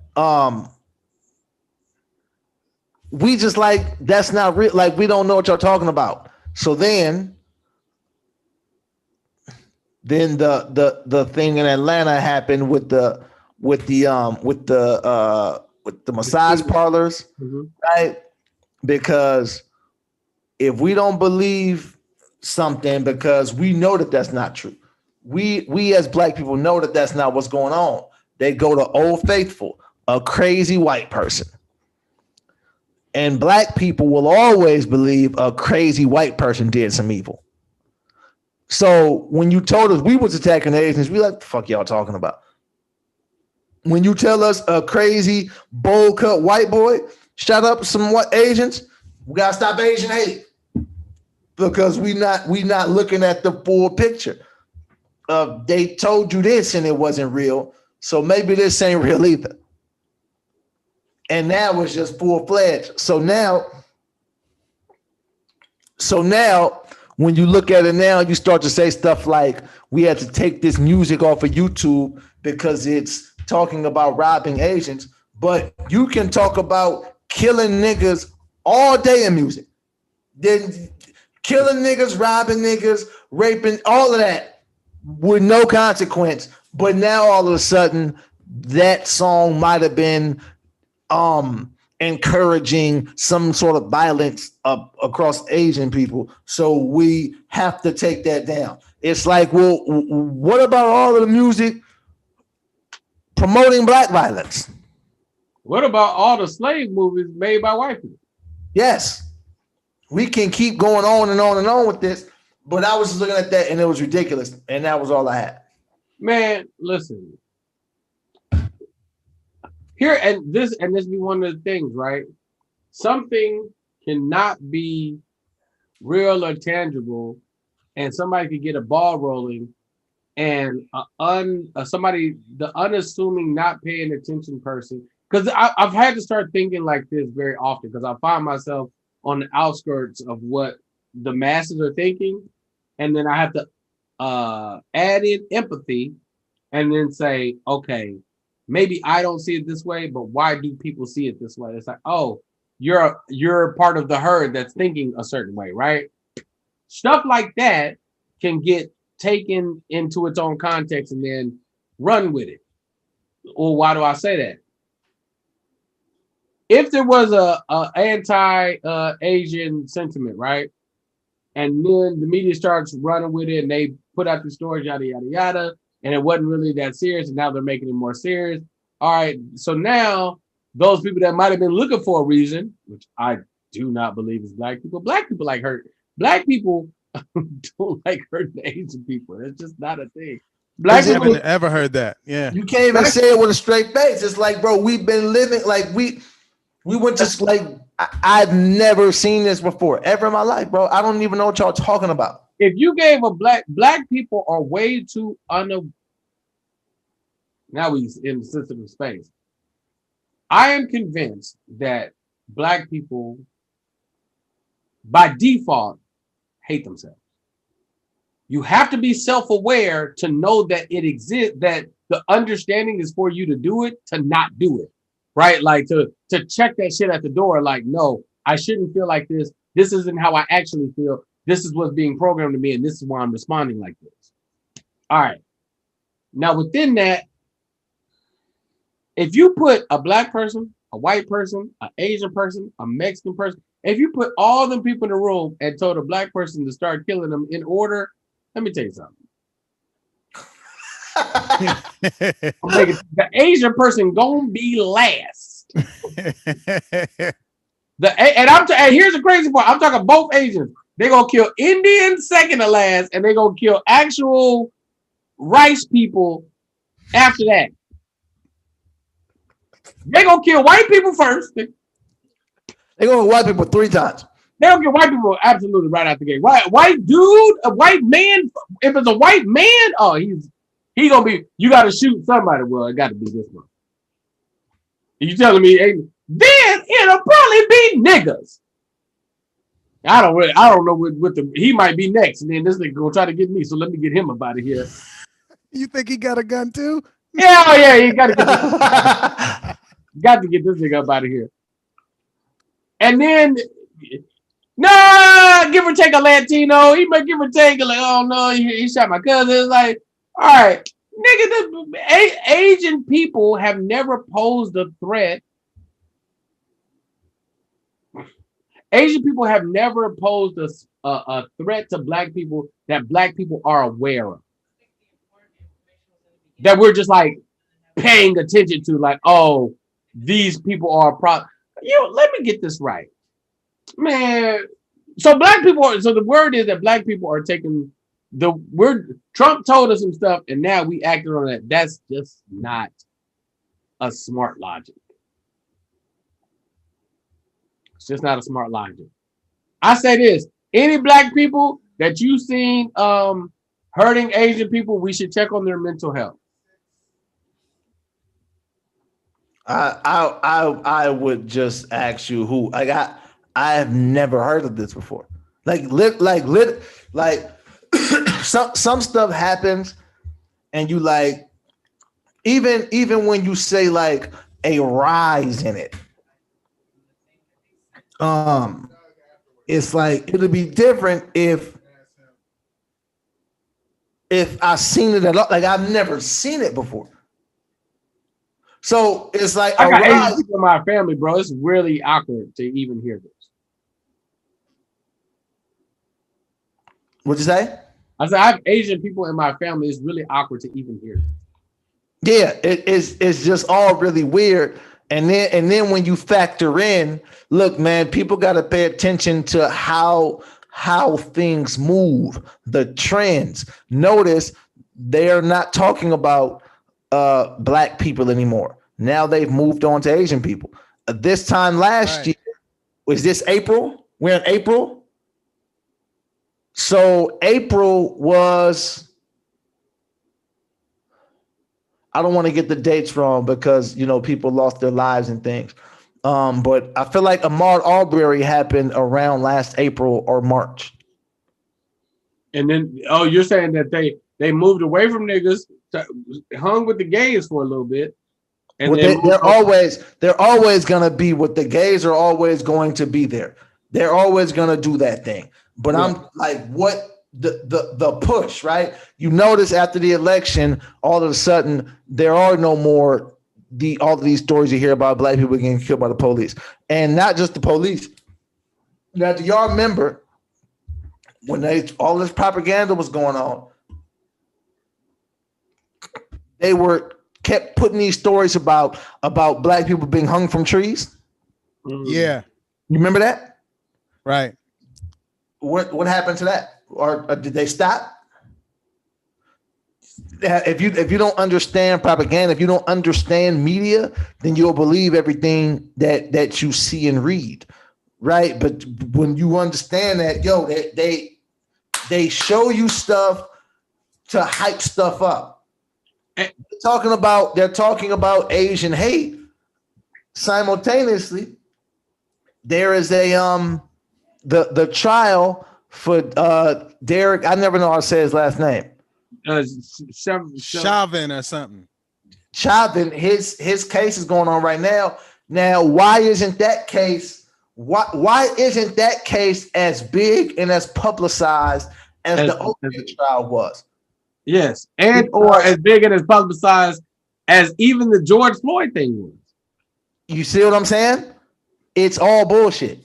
Yeah, but if you're not paying attention, then you go along with what they're doing. But it's like, no, if everything is as real as you tell me it was, and this event stopped the world and it did all this, then why isn't the trial doing the exact same thing? Right. Because they finna let that nigga. And it's live. You can like change the channel and watch the trial like right now. That's motherfucker. Ain't nobody talking about that shit. Yo, that's crazy. And there are people that are talking about it, but they're talking about it because the volume is turned down on it. Yeah. See, people don't understand the power of this media, man. They turn up whatever they want to turn up. Right? You know damn well. First off, if this happens on camera, and you do the trial 10 months later, you done gave people 500 more things to think about in between then. You giving people vaccines and that was stop Asian hate, and then the NBA is back. You know, it's so much stuff going on that you like, oh, fuck that trial. That's how people process things, because it's impossible to care about something when you are forced to care about everything. It's too much information, and I won't say too much information, it's too much misinformation. Right. You just fill people's head and face and TV and screen with misinformation. What do you care about? So most people have what they call trusted sources, right? And you go to your trusted sources. But the problem with your trusted sources is they all are bought off media members. So they telling you bullshit too. And you know where else is a bunch of bullshit? In the fucking books. You'd be best off living, having conversations, and observing your surroundings. Do you see a world where niggas hate Asian people? That's what I'm. Yeah. Or do niggas love Rush Hour? Only thing niggas think about Asian people is that Asian women is fine. This is some pretty babies. This is where I get my do-rags from. Rice. And nigga, if the Asian niggas can fight. Here's another thing. Niggas don't really believe in fucking over old people. You know what I'm saying? It's just like elderly in general. Niggas don't really attack elderly people. That's just not a That's just not a black thing. Right. The most street niggas, that's like a random street clothes. Like, listen, man, listen. It's called a spade a spade. If you are going to rob somebody, that's probably the easiest target. But they don't rob old people. It's not, that's niggas, the streetest of street niggas be like, come on, man, you robbed the old lady? No, man, we rob young niggas with dreams. You rob flashy niggas with money and guns and a possible shootout. You don't rob, you rob Tekashi ass niggas. You rob rappers that come to the city and don't show nobody no love. You don't rob old people, even though they got a social security check. You don't knock out old people, bro. That's not the nigga way. It's not black people's way. That's just weird. Yo, so you saying that all this stuff out here could be a distraction from the actual case that's going on right now so that he can silently weasel out to a small sentence and it not really be talked about? They're going to keep distracting us, bro. And at the end of the day, you got to remember, even though she behind that desk, she still got that ass on her, though. AT&T chick can hide as much as she want, but she got that thing on her. She